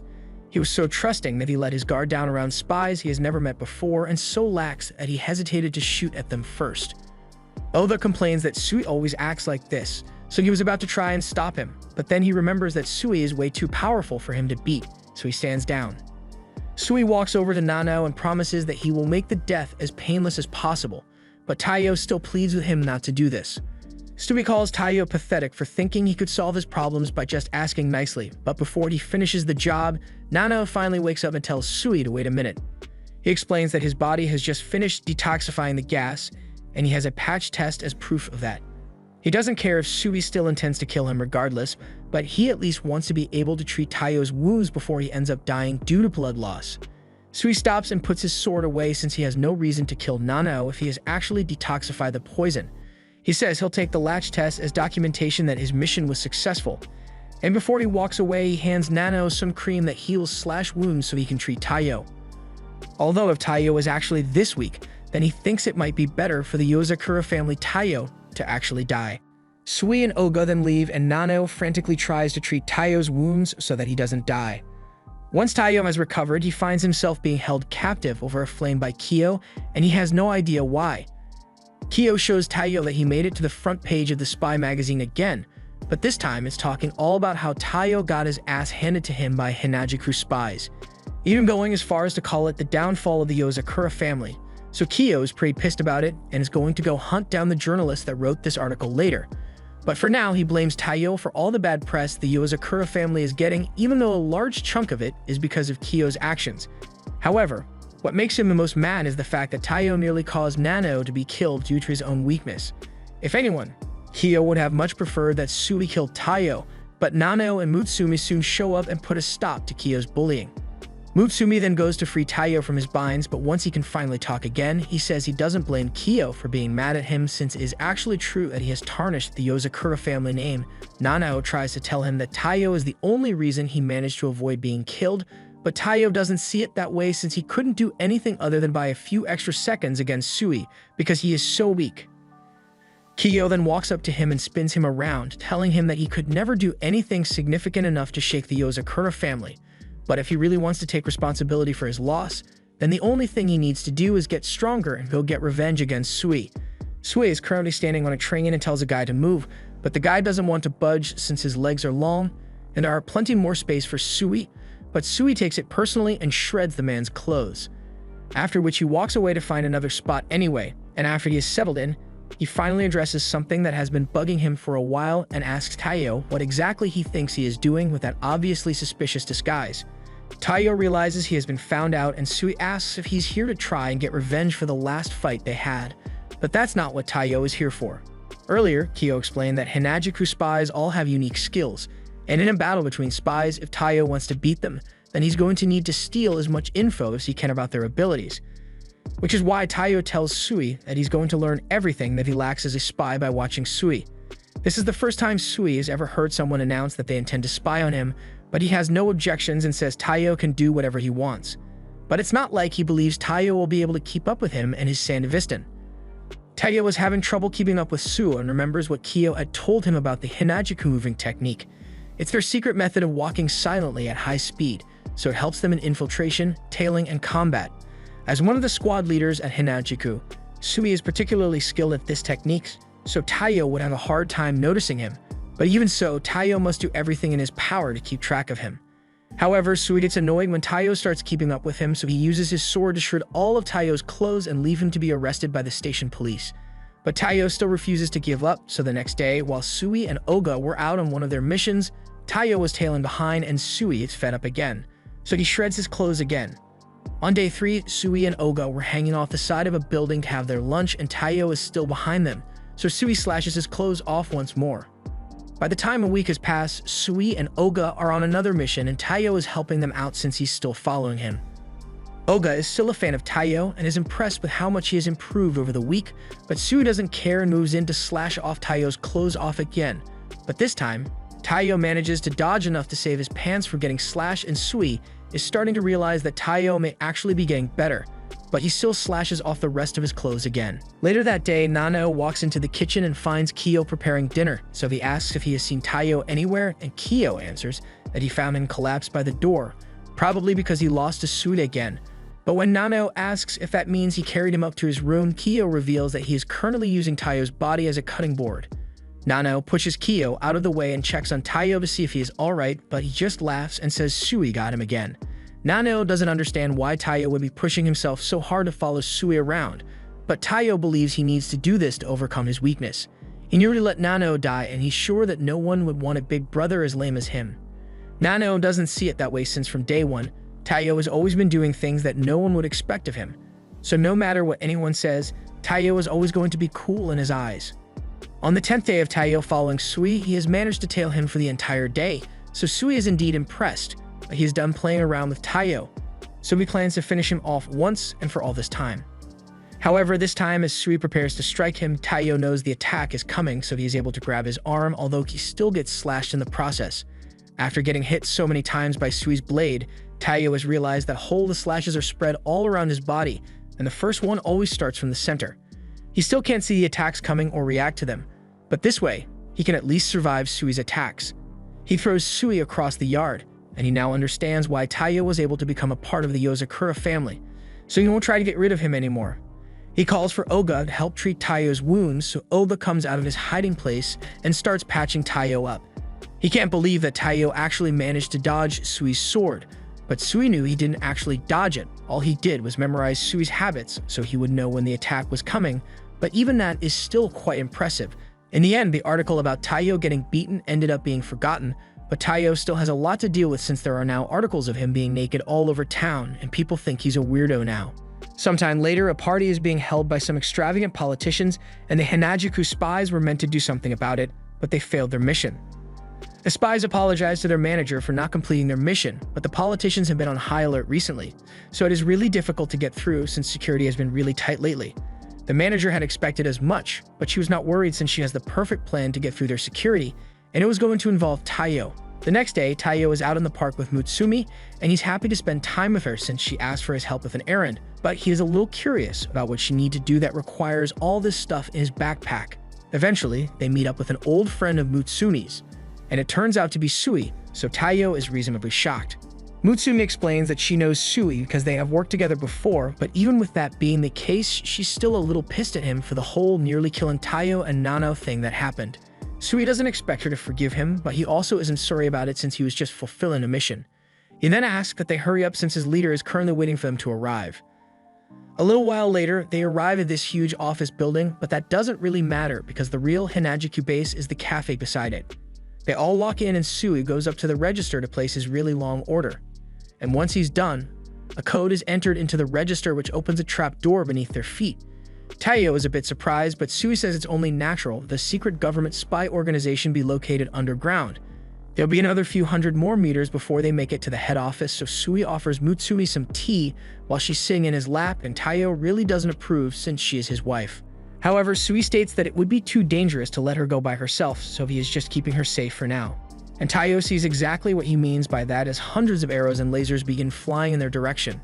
These are inbuilt traps for the Hanajuku base's security and spy training, so Taiyo shouldn't let his guard down, otherwise he'll be ground beef before they reach the floor. After several torturous seconds of dodging lasers, Sui and Taiyo finally make it to the ground floor, but the traps aren't over yet, as a giant rock comes falling right on top of Taiyo. But just before he could be crushed, a Hanajuku leader runs forward and shatters the entire thing with just one punch. Afterward, she welcomes him and Mutsumi, but she wonders if Mr. Yozakura over here is really strong enough to keep Mutsumi safe at all. They all get settled down to have their meeting, and we see the leader binging on the delicious sweets that Mutsumi had Taiyo carry all the way here, and she is really grateful for it. She and Mutsumi seem to have a really good relationship, so Mutsumi explains that Rin was classmates with Kiyo, so she throws tea parties with the family from time to time. Rin doesn't like hearing Kiyo's name because talking about that sister-obsessed lunatic will ruin the taste of her cake, although she also understands how adorable Mutsumi is, which is why she wanted Mutsumi to marry someone who would be capable of protecting her from Kiyo's antics, but looking at Taiyo, he's not going to cut it. She heard from Sui that Taiyo was a shitty spy, but Sui corrects her and explains that all he said was that Taiyo was really bad at anything spy-related. which is pretty much the same thing. Mutsumi stands up for her husband and says he's got just as much willpower as Kiyo, so Rin accepts it as fact, but before they can carry on with the discussion, they are interrupted once Kiyo breaks into the base. He had lost signal from the GPS tracker he has on Mutsumi, and he knew the only ones capable of disabling his tracker would be the Hinagiku spies, so he immediately came down here to retrieve her. Mutsumi already knows what is about to happen, as Rin gets up to face Kiyo and tells him to leave immediately because his mere presence is polluting the air. Kiyo refuses to let anyone spend time with Mutsumi aside from him, so uses his wires to attack her. However, Rin is on the same level as him, so she's able to punch straight through his wires and mocks him for trying to beat her with such a weak attack, so Kiyo steps things up as the two clash. Their fight is enough to cause major damage to the base within seconds, so an evacuation order is issued for the safety of all the spies here. This is exactly what Mutsumi didn't want to happen, but everything Kiyo and Rin are near each other, they always end up fighting. Sui attempts to stop the two of them, but he's way too weak to even get close to them. Mutsumi gets between Rin and Kiyo and tells them to stop, but while they would both listen to her, they were too deep into the attack animation to cancel, so Mutsumi is in serious danger right now. Fortunately, Taiyo manages to pull her head down before she gets her jaw caved in, but he wasn't able to save himself though. He gets knocked out and Mutsumi is furious, so she threatens to never speak to either Rin or Kiyo ever again if they continue causing trouble like this. At the thought of losing Mutsumi, Kiyo goes unconscious and Rin begins pleading for forgiveness. But on a side note, she has to admit that Taiyo is a lot tougher than she thought he would be since he was able to survive a direct hit from both her and Kiyo. Her opinion of him has improved, so she asks to discuss something with him when he regains feeling in his face. She wants Taiyo to go undercover to spy on a politician. He has provided free education, normalized pensions, and reduced consumer tax, so the people absolutely love him. But Rin says a lot of his achievements were built upon a lot of bloodshed. He has 3 of the most dangerous spies in the world, red, blue, and yellow. All as his right-hand men who help him with his bribery, assassinations, and every other illegal trick possible to gain public favor. And with the next general election coming up, he's going to be planning something big. He has skillfully managed to play off all his other crimes as coincidences up till now, but they recently found one of his miniature bombs in an unrelated case the other day, and though it may be small, it is still enough to kill a person up close. There are hundreds of these things at large, but even the bomb smuggler that they arrested doesn't know anything about what they'll be used for. The only clue they have is a video of the buyer in a wig and sunglasses, which looks exactly like the politician in question, but there's not enough evidence to get him arrested yet. So they need Taiyo to get close to him so they can get the evidence they need before people end up getting hurt. Taiyo asks why they are trusting him with this mission. So Rin explains that Kuroyuri is originally from Japan, so he is aware of the existence of the Hinagiku spy organization and has his guard up, which is why they need Taiyo to disguise himself as a girl to get in. Taiyo understands the assignment, but he doesn't understand why he needs to be dressed as a girl for it. So Rin shows him a job poster Kuroyuri put out for a girl with black hair, and that's exactly what they need Taiyo to look like. But before they get the mission started, Rin reminds Taiyo that the fate of hundreds of lives rests in his hands, so he had better not screw up. Taiyo successfully gets hired, and at the next rally, he is introduced by Kuroyuri to his fans under the name Yoko Asada, but Taiyo really just wants to go home. A moment later, some people who are opposed to Kuroyuri's policies arrive, and they claim that everything he has done has only widened the gap between the rich and the poor, so a riot breaks out due to the protest. In all the commotion, the speaker nearly falls on a man, but before he can be injured, Kuroyuri runs out in front of him and takes the hit instead. He apologizes if they may have thought he had ulterior motives, but he says he really only holds the purest of intentions at heart. Even if they are against him, they still represent the voice of the people, so Kuroyuri is willing to listen to their grievances peacefully, so the protesters now suddenly don't hate him anymore. And everyone clapped. Kuroyuri is taken away in an ambulance for his injuries, so he tells Taiyo to head back to the office without him. In the ambulance, though, it is revealed that he isn't hurt at all. The whole thing was just part of his plot to get the public to approve of him more, and it absolutely worked as intended. Even his injuries were apparently fake as well, so after praising his wonderfully corrupt spies, he asks to see his new approval ratings, and as expected, they are going through the roof.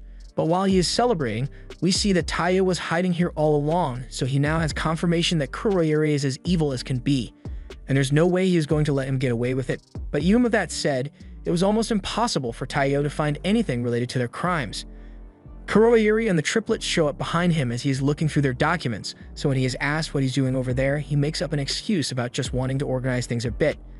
And realistically, organizing was all he was able to do, because no matter how hard he tried, he was never able to find any evidence of their crimes. And all this is in spite of them committing several crimes right in front of him. And with the bomb threat still ever present, he has still not found a single clue.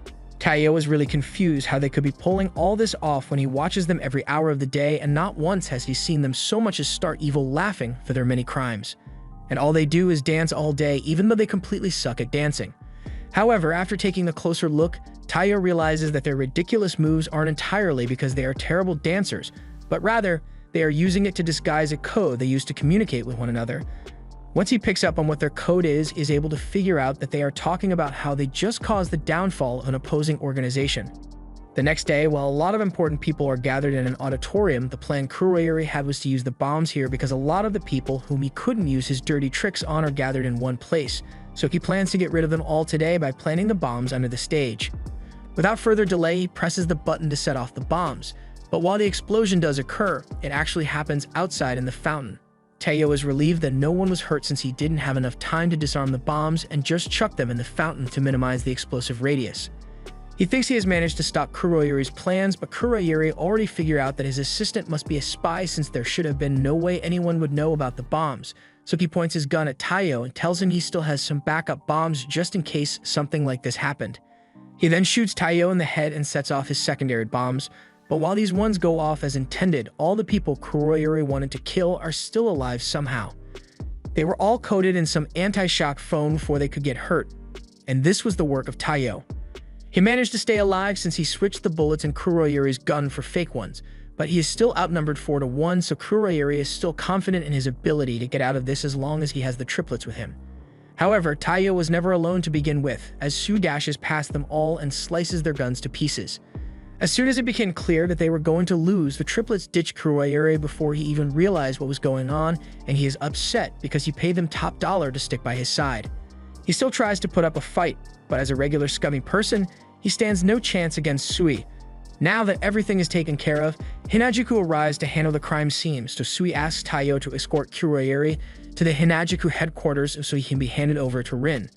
Taiyo still doesn't like being around Kuroyuri since he is really weird, but then he starts talking about how it is impressive that Taiyo overcame the trauma of the accident that killed his family and proved himself to become one of the Yozakuras.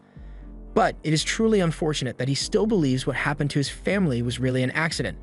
This gets Taiyo's attention, so Kuroyuri goes on to say that he knows all about how his entire family crashed their car when they fell off a cliff, and the only one who survived was Taiyo. One could say that it was a miracle, but miracles can sometimes be the work of man. Hearing all this has made Taiyo really curious, so he points his gun at Kuroyuri's head and tells him to start talking because he wants to hear everything Kuroyuri knows about what happened to his family. Kuroyuri doesn't feel threatened by the gun, so he isn't obligated to answer any of Taiyo's questions, but as someone who is very familiar with the spy underworld, he can tell Taiyo with certainty that there are many hidden truths in the world. Just then, Taiyo receives a call from Sui, and it's an emergency.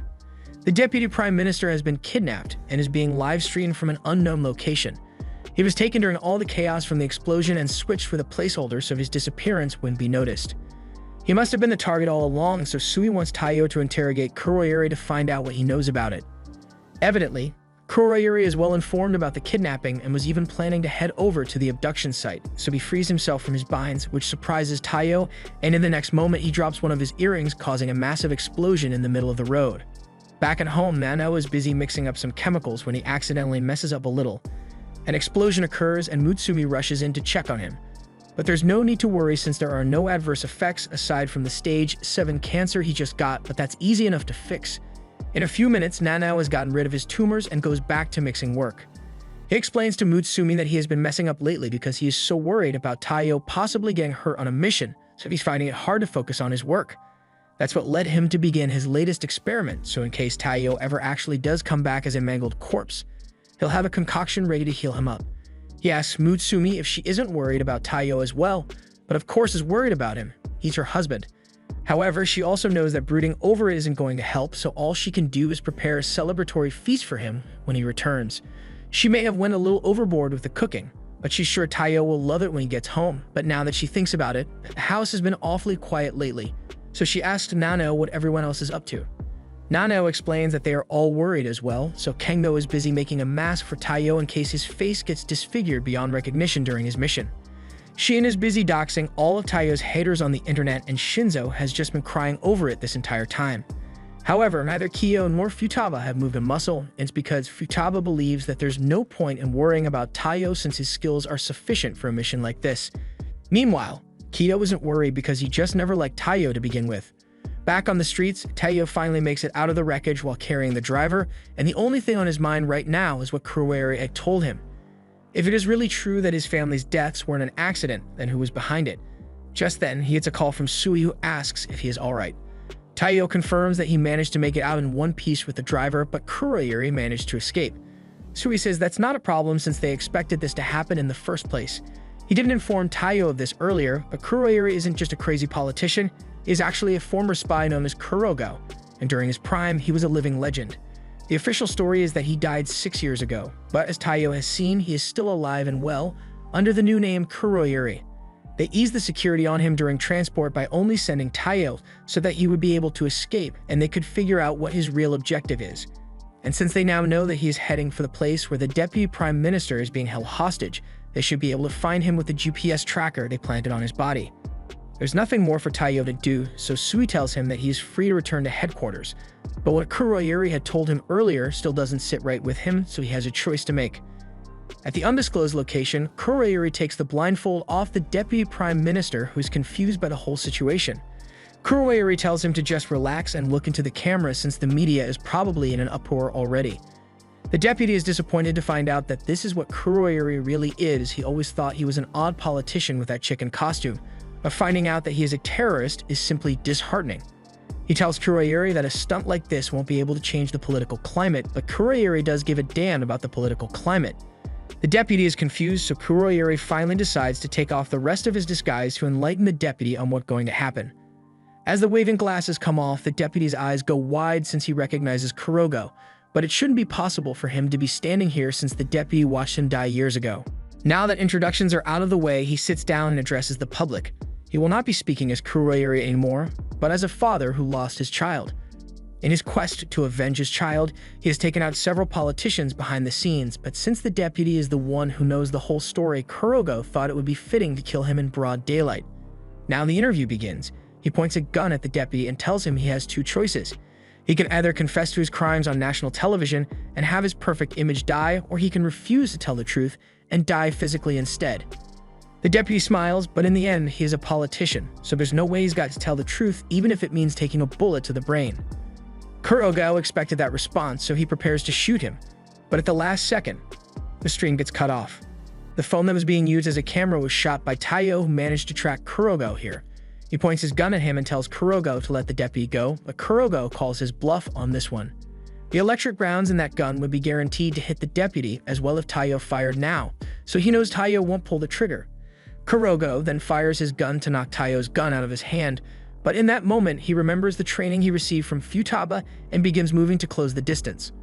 Once he is close enough, he grabs Kurogo, but Kurogo recognizes the Yozakura Jujutsu technique and knows exactly how to counter it.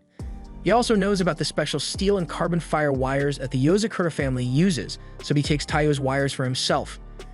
Taiyo is confused about how Kurogo could possibly know how to use and counter the Yozakura family's secret techniques, so Kurogo explains that it is natural for him to be well-versed in gathering information since he is a spy, but as the only thing a spy can do is gather information, then they are just second-rate at best, so the truly skilled spies know how to fully exploit that information. Taiyo asks why a spy like Kurogo would become a politician just to deceive the people, but as he stated earlier, Kurogo has no interest in politics whatsoever. The only reason he went through all this effort is to get his revenge. Thanks to his ability to gather and exploit information, Kurogo was a valued spy in the world of politics, and on one day in particular, he had just finished one of his missions and was instructed to lay low until he is given his next directive, so he headed home to his daughter to surprise her for her birthday.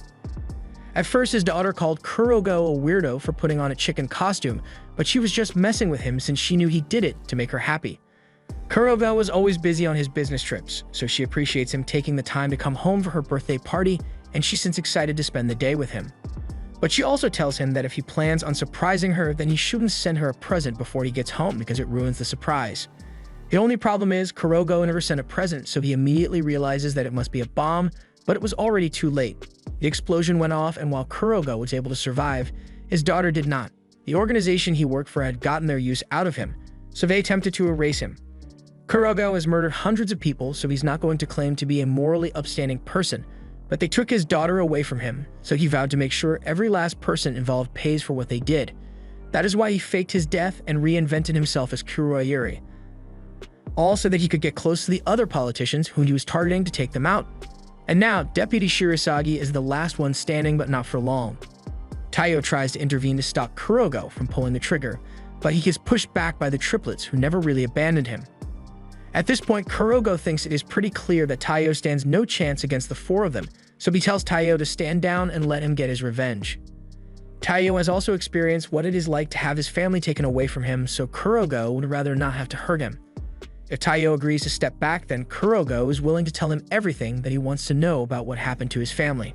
Taiyo understands how Kurogo feels about losing his family, and if there is really some kind of hidden secret regarding the accident that killed his family, then Taiyo wants to hear about it too. But above all, he doesn't want anyone to die, so he can't let Kurogo pull that trigger. Just then, Sui shows up, and with a swing of his sword, he dices up the floor, sending himself and the triplets falling to the floor below. And as he falls, he says that he'll take care of the triplets down here, so he wants Taiyo to handle Kurogo and make sure that Shirasagi survives. Taiyo agrees and readies his knife to face Kurogo. He lunges forward at him, but Kurogo catches his hand before he can land a stroke, and he is immediately able to tell that the knife is one that was made by Shinzo, since it is uniquely hollow. It is made specifically so that one can load poison into the hollow point, so he tests it out by stabbing Taiyo with it. From Taiyo's reaction, he can tell that the poison was probably a muscle relaxant made by Nano, so with Taiyo incapacitated, he punches him away. Taiyo is left lying on the floor and bleeding out as Kurogo mocks him for being so naive as to say something like he doesn't want anyone to die. Because no matter what he does, someone is always going to die, like Kurogo's daughter or his family. Meanwhile, on the lower floor, Sui faces down the triplets and they recognize that he has talent with a sword, but they still doubt he'll be able to take all of them on at once. Red is specialized in arson and acts of terrorism, Blue is able to slash anything with high-pressure water beams, and Yellow is able to use electricity to rewrite all the data on a computer and fry human brains. So when they work as a team, they are completely unstoppable. Sui calls them arrogant for revealing all their techniques before the fight has even begun, but since they told him their techniques, then it's only fair that he reveals his own. So he informs them that the foundation of the Hinajuku technique is walking on flowers. It involves absorbing all sound and resistance by treading lightly, making it possible to move swiftly and near undetectably. At its core, it is just a basic technique that anyone could realistically master, but its flexibility can be applied to sword skills as well, so he is confident he'll be able to handle all three of them at once. The triplets all prepare their techniques and combine them into one massive attack aimed at Sui, so as the huge ball is hurtling towards him, Sui prepares his sword to counter and performs a perfect parry, while also defeating all three twins. Now that he is done with his job, he wants to get back up to Taiyo as soon as possible, since he doesn't expect him to last very long against Kurogo. But he is then surprised as he feels a terrifying presence behind him. But as he turns around and tries to slash at it, there's nothing there, so he is left wondering what that could have been. Back with Taiyo, Kurogo asks him if he understands the despair that comes with losing one's family, and Taiyo is all too aware of how agonizing it feels, but throughout his suffering, there was always someone there for him. He now has a new family, so he wants to move on. He charges forward at Kurogo, and in his head, Kurogo is thinking about how useless Taiyo's efforts are since he has already memorized every possible Yozakura family technique that Taiyo could use, but he wasn't expecting what happened next.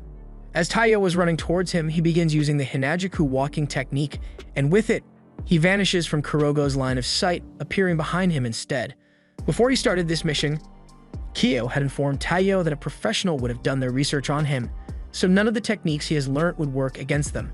However, the security of knowledge can often blunt one's ability to adapt, so even if it is not a perfect replication, the walking technique was enough to throw Kurogo off his game, and despite knowing every technique Taiyo is going to use and how he will use it, he doesn't have enough time to come up with countermeasures anymore, and ultimately, that leads to his defeat. Kurogo acknowledges that Taiyo has bested him, and he has no regrets since he always expected things to end up this way for him. He gave up on everything other than revenge a long time ago, but Taiyo chose to struggle on through the hardships. Out of respect for Taiyo's resilience, Kurogo gives him a note containing the information he knows about the culprit behind the death of Taiyo's family. But immediately after, Kurogo gets shot through the throat. Kurogo dies shortly after, and Taiyo can't believe what just happened. But as Sui returns, he states that Kurogo must have been assassinated to keep him quiet about some huge secret. Taiyo feels deep regret since in the end he wasn't able to succeed in keeping everyone alive. On the note Kurogo had given him, Taito finds the tree Kurogo had buried his daughter. He knew he wouldn't get the chance to do it himself, so he wrote for Taiyo to place flowers on her grave for him. And inside the knot of the tree, there is a box containing the clue Taiyo was looking for. At the end of the day, Taiyo returns home and is greeted warmly by his family, so even with the depressing events of the day, he can at least smile knowing that he has such wonderful people around him. Since his mission was a success, Taiyo was later invited to a celebratory Hanajuku hot pot. Thanks to him, there were 0 victim casualties, so she gives Taiyo a huge helping of rice for being the star of the show. However, he's still not quite understanding what all this is supposed to be. Sui explains that Rin always throws parties like this to congratulate her subordinates and to make it extra special. She even hunts all the animals used with her bare hands. She's happy with her most recent catch, but something she's not happy about is how Kiyo weaseled his way into the party even though he wasn't invited. She tells him to get lost, but Kiyo has a counteroffer ready. If he gets to stay, Rin can have some of his specially brewed alcohol, and that's enough to convince her to make an exception. With the guest list finalized, Sui steps up to cut the meat, and afterwards, Taiyo prepares a portion for Mutsumi. However, Kiyo can't handle anyone feeding Mutsui aside from him, so he stuffs Taiyo's throat with food and offers Mutsui some of his own food instead. Rin scolds Kiyo for being such a meddlesome brother to Mutsui, but Kiyo refuses to listen to someone like her, so a food fight breaks out and the others are forced to run for cover. After things settle down, everyone gets their chance to eat, especially Oga, who is looking but chonky. Meanwhile, Taiyo is over in the corner reflecting on what he learned from Kurogo. This box supposedly contains information relating to the mastermind behind his family's death, but Taiyo is hesitant to open it. In the middle of his contemplation, Mutsumi shows up and scares the daylights out of him. She saw Taiyo looking down, so she came over to check on him. Taiyo says he is fine, but he is just scared of what he may find if he opens the box because it may change everything. When Kurogo was about to finish off the deputy, Taiyo sprang into action to stop him, but for a split second, a thought crossed Taiyo's mind that if he knew who the killer of his family was, he would likely do the same thing. Even if it was just for a moment, Taiyo feels guilty for relating to a killer, so he's reluctant to open the box as it may set him on a path of revenge just like Kurogo. Mutsumi doesn't know what else to do, so she gives Taiyo a kiss on the cheek. Taiyo freaks out a bit because Mutsumi has never done something like this before and she's getting embarrassed as well, but she felt like it was a good moment to do something like that. And besides, Taiyo's reaction shows that even if circumstances change, deep down, he's still always going to be the same person. And even if he does change, she will stay right there beside him. Taiyo thanks her for being so kind, but Mutsumi points out that him freaking out accidentally opened the box, revealing that it's just a marble inside. Taiyo doesn't know what to make of it, but Kiyo then walks in to explain that it's a method of storing information by trapping air bubbles in a marble. Though difficult, it is possible to retrieve that information. However, that is not important right now because Kiyo is going to murder Taiyo for having Mutsui kiss him. Luckily, Rin steps in to hold Kiyo back, but he is mad enough that he may really kill Taiyo if he catches him, so Rin tells him to take Mutsumi and get as far away from here as possible until Kiyo calms down. Taiyo later returns home with Mutsumi and he complains about feeling unusually heavy today, but then he realizes it's just Ayaka sitting in his head. He tells her to get off him, and it's already weird enough that she's here to begin with, like she's also wearing a maid outfit. Mutsumi explains that she asked Ayaka to come work here as a maid since she was going to be hanging around them anyway. Ayaka has great assassination skills as a spy, but since she also has to go undercover sometimes, she is well versed in housekeeping as well. Taiyo still has his reservation since it can't be good to let an outside spy stay in the house, but Mutsumi thought it would be okay since it's Ayaka. As a Taiyo stan, Ayaka is aware of everything involving Taiyo's recent mission, including the optical marble drive in his pocket, so she grabs it and hands it off to Shien, who gives it a good look. It's old and damaged, but she should be able to retrieve the data from it, although it's going to take a while to process it. Taiyo asks how Shien even knew about the drive, so Ayaka explains that she went through the effort of informing her ahead of time since she's the only one that can retrieve the data. Ayaka also informs Taiyo that the bounty on his head has gone up again, so there are even more people out to kill him in the most painful way possible. And she thinks that's kinda hot. Anyway, if Taiyo plans on protecting Mutsumi, he's going to have to be able to protect himself. So for his own good, and definitely not because Ayaka enjoys it, she's going to attempt to assassinate him on a daily basis. Taiyo asks Mutsumi again if she's sure it's a good idea to have Ayaka stay here, but Mutsumi thinks Ayaka is cute, so she's okay with it. By the end of the day, Taiyo is even more exhausted after having to deal with Ayaka's antics, so Mutsumi offers to make him some tea so he'll feel better. Taiyo tells her he'll have some tea later, but first he wants to have a bath and get some sleep. While he's in the bath, Ayaka pops out of the tub with a camera to get pictures of Taiyo for her homework folder, and then she attacks him with a bottle of acid shampoo. However, as she was squirting at Taiyo, she accidentally sets off one of the house traps, so the bath water becomes electrified and she is shocked in place. Despite her trying to kill him a few moments ago, Taiyo still doesn't want to let her suffer the same fate, so he is going to help her. He smashes through the wall to get to the main power source, and then he holds Ayaka to transfer some of the electricity and eventually blow up the main power source. They both manage to get out of there, and while Taiyo is on top of her, he tells Ayaka that he doesn't mind the training, but she shouldn't do reckless things like that anymore. However, as Kiyo walks in on Taiyo, his position and lack of clothes make it really difficult to beat the allegations of cheating, and he can't ask Ayaka to explain because she's totally enjoying this. Kiyo threatens Taiyo with a medieval torture device, so he is forced to run away butt naked, while Ayaka also follows behind in hopes of continuing where they left off. And despite seeing all this, Mutsumi just thinks it's normal. A while later, Taiyo is about to go on his next mission when Mutsumi reminds him that he forgot his phone. Also, there seemed to be someone called Kaoru calling him, but Taiyo immediately snatched the phone and says it was no one important. After he leaves, Ayaka walks up behind Mutsumi and tells her that Taiyo is probably cheating on her. Mutsumi trusts Taiyo, so she says he's probably just busy with spy work, but Ayaka is convinced that he must be cheating. He always showers after he gets home. He turns off his GPS so that Ayaka can't track him, and he keeps slipping away for unknown reasons even when Ayaka tries following him. Later in the day, Mutsumi is out in the park with Taiyo, and even though Taiyo is exhausted from all the work he has been doing lately, she is glad to spend some quality time with him like this. They are on a walk because Mutsumi is the one in charge of walking Goliath, and the reason it's her job is because Goliath won't allow anyone other than her to walk him. Goliath is a special breed wolf dog that was produced through repeated genetic fuckery, so he is able to grow larger at will, has an insanely durable body, and has a really long lifespan. In fact, according to what she's been told, Goliath has been serving the Yozakura family since Mutsumi's great-great-grandmother was still alive. He's even strong enough for her to ride on, but when Mutsumi tells Taiyo to get on as well, he gets swatted off because Goliath refuses to have any rump other than Mutsumi's on his back. Since Goliath isn't allowing Taiyo to ride him, Mutsumi suggests Taiyo can just hold on to the leash and follow along. But follow along is a loose term since Taiyo gets dragged around faster than a bullet train, up a building, and across a lake.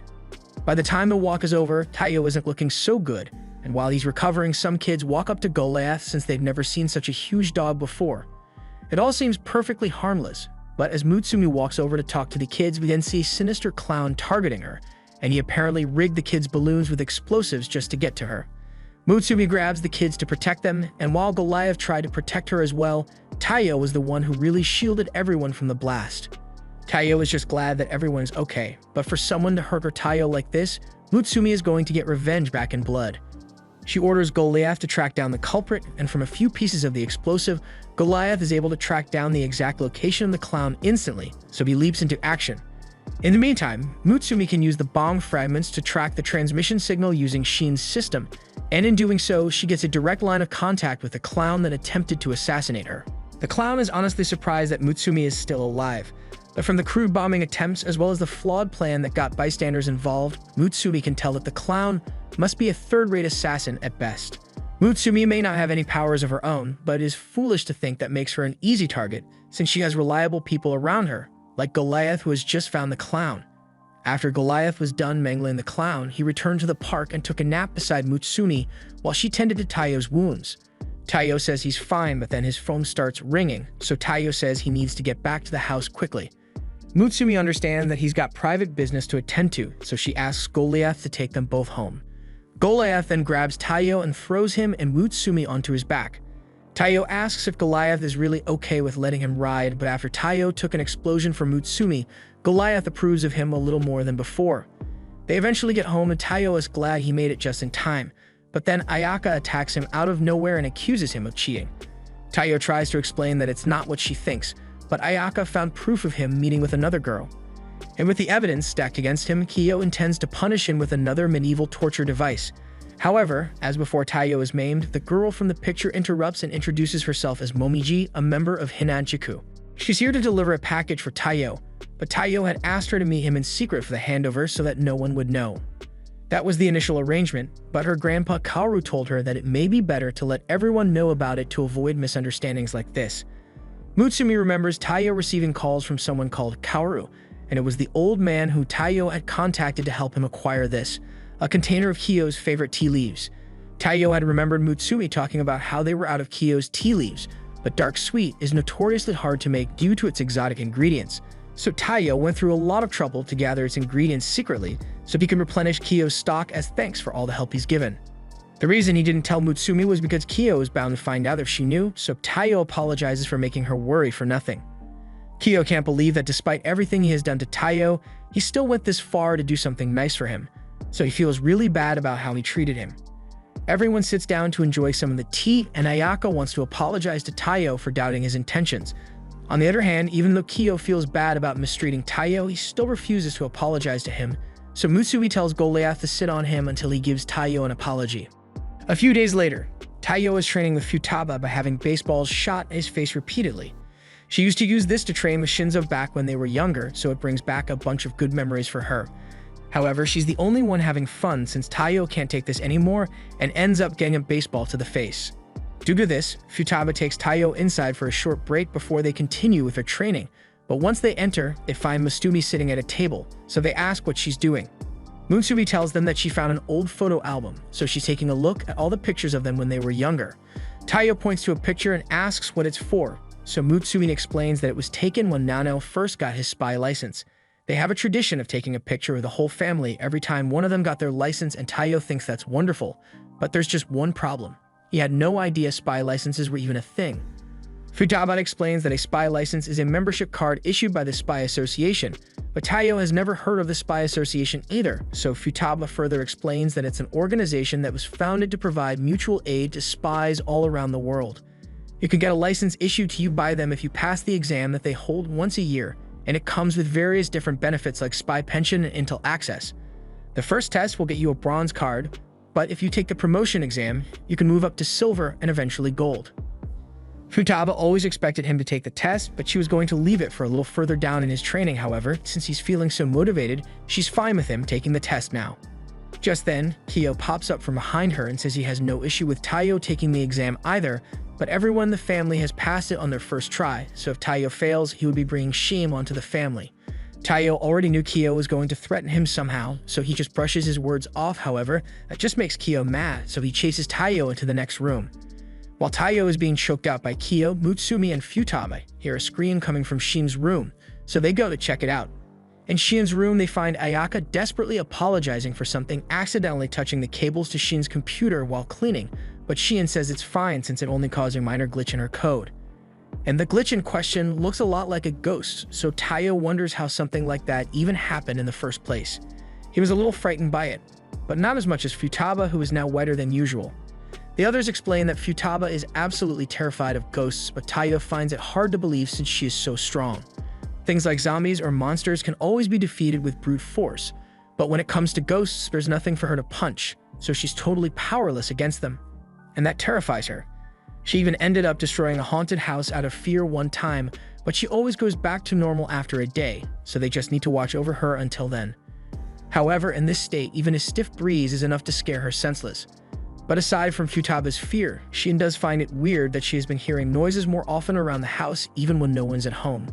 And Galea has been getting worked up even when it seems like nothing is there. So she jokes that there may actually be a ghost haunting the Yozakura house, but her joke is just making Futaba even more scared. As the day goes on, everyone is going to have to pitch in to look after Futaba, but this isn't the first time this has happened, so they already know what to do. Things were going pretty well with how they were keeping Futaba calm, until Kengo decides to prank her with a tiki mask for fun. After that, Futaba was glued to Mutsumi for the rest of the day, and she hasn't been able to relax at all. So even though it is bedtime, she is still wide-eyed and awake.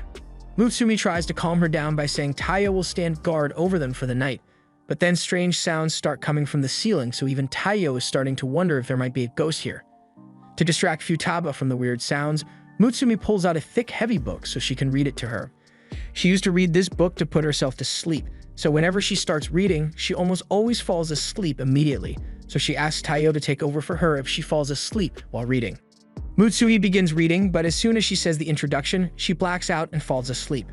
Futaba starts freaking out over losing Mutsumi, so Taiyo takes over reading the book, and by the time he is done with it, she has snapped out of her scared fit and apologizes to him for acting so pathetic earlier. That book is a favorite of hers since her mother used to read it to her when she was little. Back then, she wasn't afraid of anything, but after her mother passed away, the reality hit her that there are some things that you can't handle, no matter how strong you are. No amount of training will allow her to punch impervious forces like death, so when she thinks that she might lose the people she cares about to something like that, she gets deathly scared. She thinks of herself as a failure of an elder sister since she is just sitting there and feeling powerless to protect anyone, but rather than expose her real fears, she would much rather say she is scared of ghosts so everyone can joke about it. Maybe it's because Taiyo is her brother-in-law that she is okay with talking to him about her feelings, so she thanks him for listening. Taiyo understands how it feels to be helpless when it comes to losing the people you care about, but that's why he wants to do everything in his power to become a full-fledged Yozakura family member so he can protect everyone around him. Hearing Taiyo talk made Futaba feel a lot better, so she tells him he doesn't need to watch her sleep anymore so he can go to bed, and before he leaves, she wishes him good luck on his spy license exam tomorrow. The next day, the exam begins, and the candidates are running down the halls with ankle weights attached to them. Mutsumi is in the break room cheering Taiyo on, and through force of will, Taiyo pushes himself to run until he finally gets to first place. After the race, Taiyo begins stuffing his face with food so he can get his energy back up for the second round of testing. But one of the other contestants heard about the bounty on Taiyo's head, so he attempts to assassinate Taiyo for the money. However, another spy named Hashifuru appears and saves Taiyo by blowing the attacker away. Hashifuru reminds the guy that attacking fellow contestants is against the rules, and since the guy's knife was destroyed, he runs away. Taiyo turns to Hashifuru to thank him for his help, but Hashifuru says it's nothing since it's totally normal to save someone you love. Taiyo is suddenly really terrified of Hashifuru, so he tells Mutsumi to stand back, but Mutsumi seems to recognize him. He is famous for being an unrelenting playboy in the spy world, and regardless of age or gender, he will try to make a move on anything that has a pulse. Mutsumi asks him to kindly refrain from trying to raise up her husband, but to someone like him, marriage just makes the flirting more exciting for him.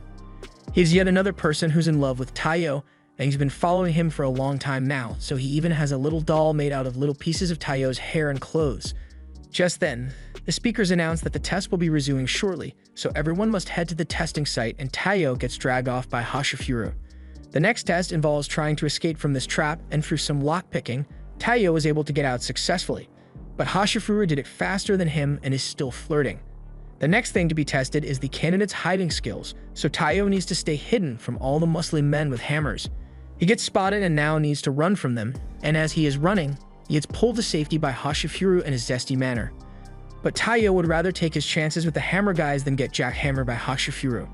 After a while, the written test begins, and with this one, even a single incorrect answer is enough to get you ejected from the exam center. So Taiyo really needs to focus. However, Hashifuru is already done with the test, and he got every single answer correct, so Taiyo starts answering more furiously. After all the tests are over, Taiyo is absolutely exhausted, so Hashifuru offers to have Taiyo join him in bed later, but Taiyo refuses. Since the exam is over, the announcer thanks everyone for working hard in the exam and tells them that they can now collect their cards at the end of the hallway, but they need to hurry since this hallway will self-destruct soon. As the hallway collapses, several candidates fall out into a pool of water, but Taiyo is keeping up with the self-destructing hall. He is forced to evade all kinds of traps and missiles, but he manages to survive until it's just 4 of them left. However, the guy that tried to assassinate him earlier is still salty that he failed, so he elbows Taiyo in the face and knocks him back. That interruption was enough to send Taiyo falling to his demise, but at the last second, Hashifuru used his fan to blow Taiyo back up to safety, but he ends up falling to his own demise in the process. However, before Hashifuru could actually fall, Taiyo jumped down to save him.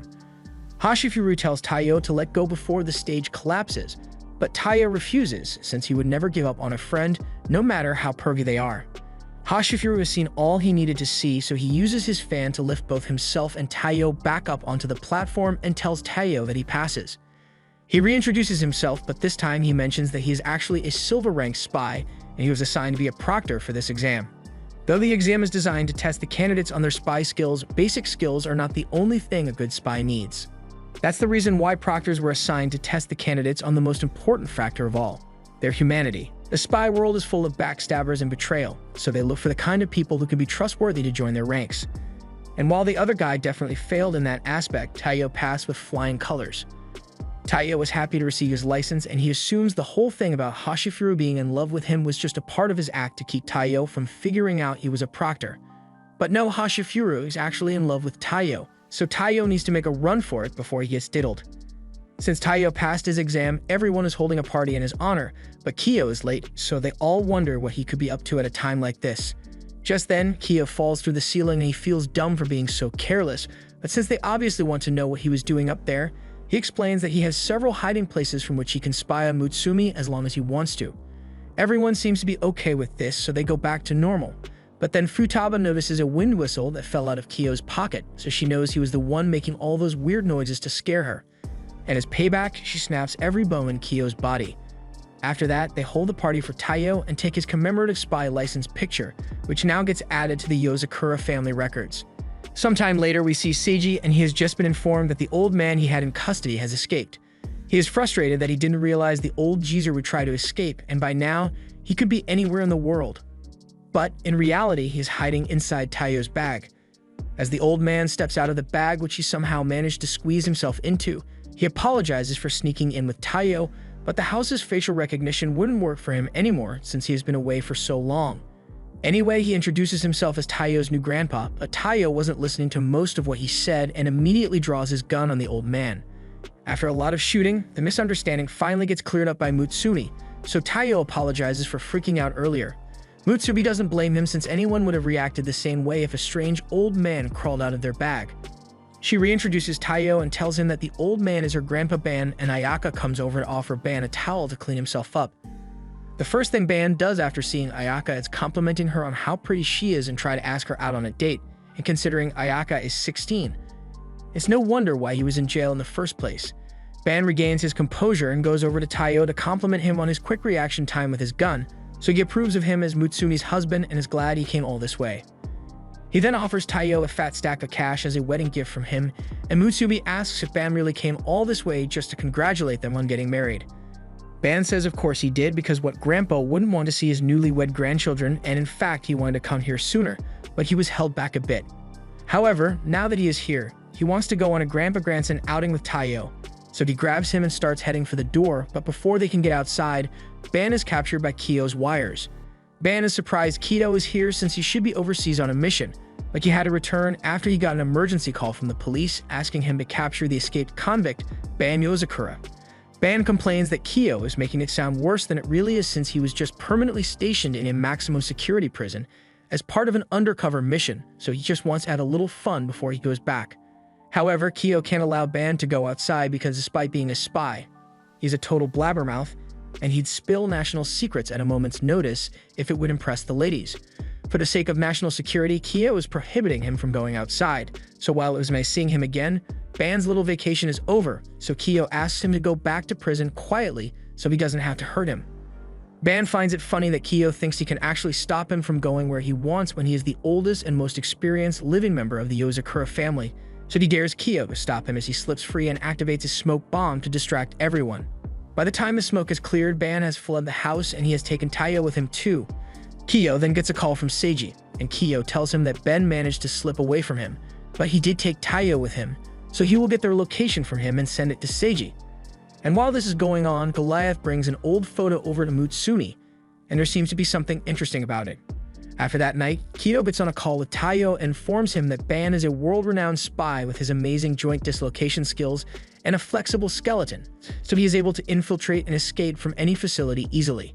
He has been able to gather a vast amount of information over the years with the skills he possesses, so there is an innumerable amount of people who would be eager to get him to spill those secrets. It's fine if Taiyo needs to get violent to stop him, but he needs to make sure he catches Ban before things get out of hand. Taiyo agrees to stop him, so Kiyo asks what Ban is up to right now, and Ban is currently flirting with a ton of women. He almost immediately begins leaking state secrets to impress them, so Taiyo tries to cover his mouth to stop him, but Ban slits right through his fingers and gets away. He then tells Taiyo that he is far too young to catch a veteran like him, but then he notices that Taiyo has thought ahead and already glued Ban to the chair. Now he's completely stuck, or at least he would be, if he wasn't totally fine with stripping down to his underwear. He tells Taiyo he has a lot to learn if he ever hopes to lay a finger on him, but he is welcome to try as much as he wants. After several failed attempts to catch Ban, Taiyo has finally given up and just accepts that he won't be able to catch Ban, but he is still curious why Ban went through all the trouble of breaking out of prison if it really was just an undercover mission. He could have waited until the mission was over, but today is actually a special day for Ban, although he doubts Taiyo would understand his sentiment. The bartender comes over and he recognizes Ban from a couple years back, so he offers him some of his favorite alcohol. Ban is excited since it was his wife's favorite drink as well, so he offers Taiyo a glass, but Taiyo refuses since he is still too young to drink. Ban complains that Taiyo is being such a stickler for the rules, and at this rate, Ban's never going to get any great-grandchildren from him. Taiyo spits his drink out in shock, but Ban was serious about wanting those great-grandchildren, so he says he will tell Taiyo all about how he made out with his wife back in the day. Taiyo doesn't want to hear it, but Ban keeps talking anyway and starts by mentioning how beautiful and cheerful his wife was. Before he met her, he didn't care about anything, not about the world and not even about himself, but that all changed when he met her. She was the first person he ever cared about, and she sincerely wanted him to take care of himself as much as he did with her. Ban says she was a wonderful woman and far too good for someone like him. He gets the feeling that Taiyo can relate to his story, which is why he wanted to talk to him as someone who also married into the Yozakura family. Love may be infinite, but your life is still going to end one day, so he wants Taiyo to cherish every moment he has so he doesn't end up having regrets. He just wants both Taiyo and Mutsumi to be happy, so Taiyo tells him that he doesn't need to worry since Mutsumi has already made him happier than he has ever been before, and he is going to do everything he can to make sure Mutsumi feels the same way about him. Ban is happy to hear that, so he says he will take Taiyo to another bar with even better service to show him a good time. Just then, an old lady walks into the bar, and before Ban could notice, he gets handcuffs slapped on his wrist. The old lady tells Ban that the cuff will explode if he tries to take them off by force, so he had better be careful unless he wants to blow his wife's hand off as well. Mutsumi shows up as well and apologizes to Taiyo for taking so long to get here. She introduces the old lady as her grandma, Kiko, and Taiyo is shocked since by this point he thought Keiko was dead or something with how Ban was talking about her. Ban immediately starts hugging Keiko and asking to go on a date with her since he went through the trouble of consulting the girls here for the perfect gift for her, and he even got her favorite bottle of wine. Unfortunately, while she would love an anniversary date, they still both got a lot of work to do, so she asks Ban to head back to prison so he can resume his undercover role. Ban eventually agrees to go back to the prison, and Taiyo finally understands why he went through all the effort to escape today, because it was his anniversary with Kiko. Even Mutsumi had forgotten all about it until Goliath showed her that photo earlier, and while Taiyo still thinks Ban was reckless for causing so much trouble, he can understand the feeling of wanting to be near the one you love. Mutsumi had been listening in on Taiyo's conversation with Ban, and she heard all about how Taiyo said he had no regrets about marrying her and was the happiest he had ever been. And she feels the same way. Meanwhile, on the car ride, Ban tells Keiko that Mutsumi found herself a great husband, and Keiko agrees, just like how she is lucky to have married Ban as well. A few days later, Ban breaks out of prison again to visit the family, but when he arrives, he finds that Ayaka is the only one at home. He asks her where everyone went, so she tells Ban that they all went on the monthly shopping trip, so Ban is bummed that he didn't meet them in time to go too. Meanwhile, at the mall, everyone has just finished eating and they all have stuff they need to do, so they decide to split up for now. However, before Kyo leaves, Fuchikaba asks Kyo to pay the bill for all of them since he is the oldest. Kyo refuses on account of the fact that he gives very few fucks about anyone here who isn't Mutsumi, but then Mutsumi asks him to pay the bill, and he can't resist her cute charm. Once the bill is paid, they all agree to meet back up in 2 hours. And while walking with Mutsumi, Taiyo recalls that he hasn't come to this mall in a really long time. He asks Mutsumi what they are meant to buy here, so Mutsumi goes over the list and says it's just the usual stuff like toilet paper, milk, bullets, and hand grenades. She moves over to a coin machine, and for just 100 yen, she's able to get around 20 hand grenades. She then goes to the Starbucks counter and orders 100 kilograms of bullets, and she gets exactly what she asked for, so Taiyo is starting to wonder if this is a normal mall after all. Mutsumi confirms his suspicions by telling him this mall is a supplier for spies, con artists, and all kinds of people from the criminal underworld, but they still got a lot of shopping to do. Mutsumi tells Taiyo to hurry up. Meanwhile, Shin has just purchased a new memory card alloy, and Shinzo is trying to decide which gun he would rather buy, but he is taking too long, so Shin just chooses for him. Futaba is busy visiting her chiropractor, and with how many people she's had to fight this month, her back is as stiff as a metal pipe. In other news, Nano is buying some cyanide pills while Kengo bought some disguise cream, and Kyo met up with a bookstore owner to get a very special book for some reason. Taiyo is starting to understand how this place works, so he gets his bulletproof shirt cleaned at the dry cleaners and is ready to meet back up with Mutsumi. But just before he leaves, a little girl grabs onto his arm and asks for help. Taiyo takes her to Mutsumi, where the girl explains that her name is Suzu, and her father got taken downstairs by a couple of scary people. Mutsumi realizes what's going on, so she takes both of them to the elevator where she explains that the mall has an unmarked basement floor for the black market Gon Castle.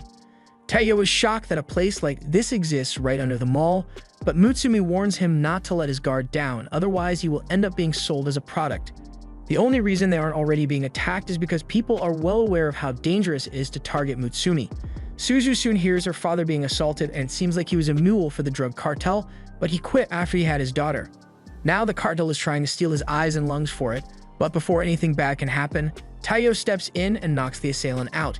Suzu is finally able to reunite with her father, but Taiyo and Mutsumi now have bigger problems as the entire black market is now after Taiyo for the $500,000 bounty on his head.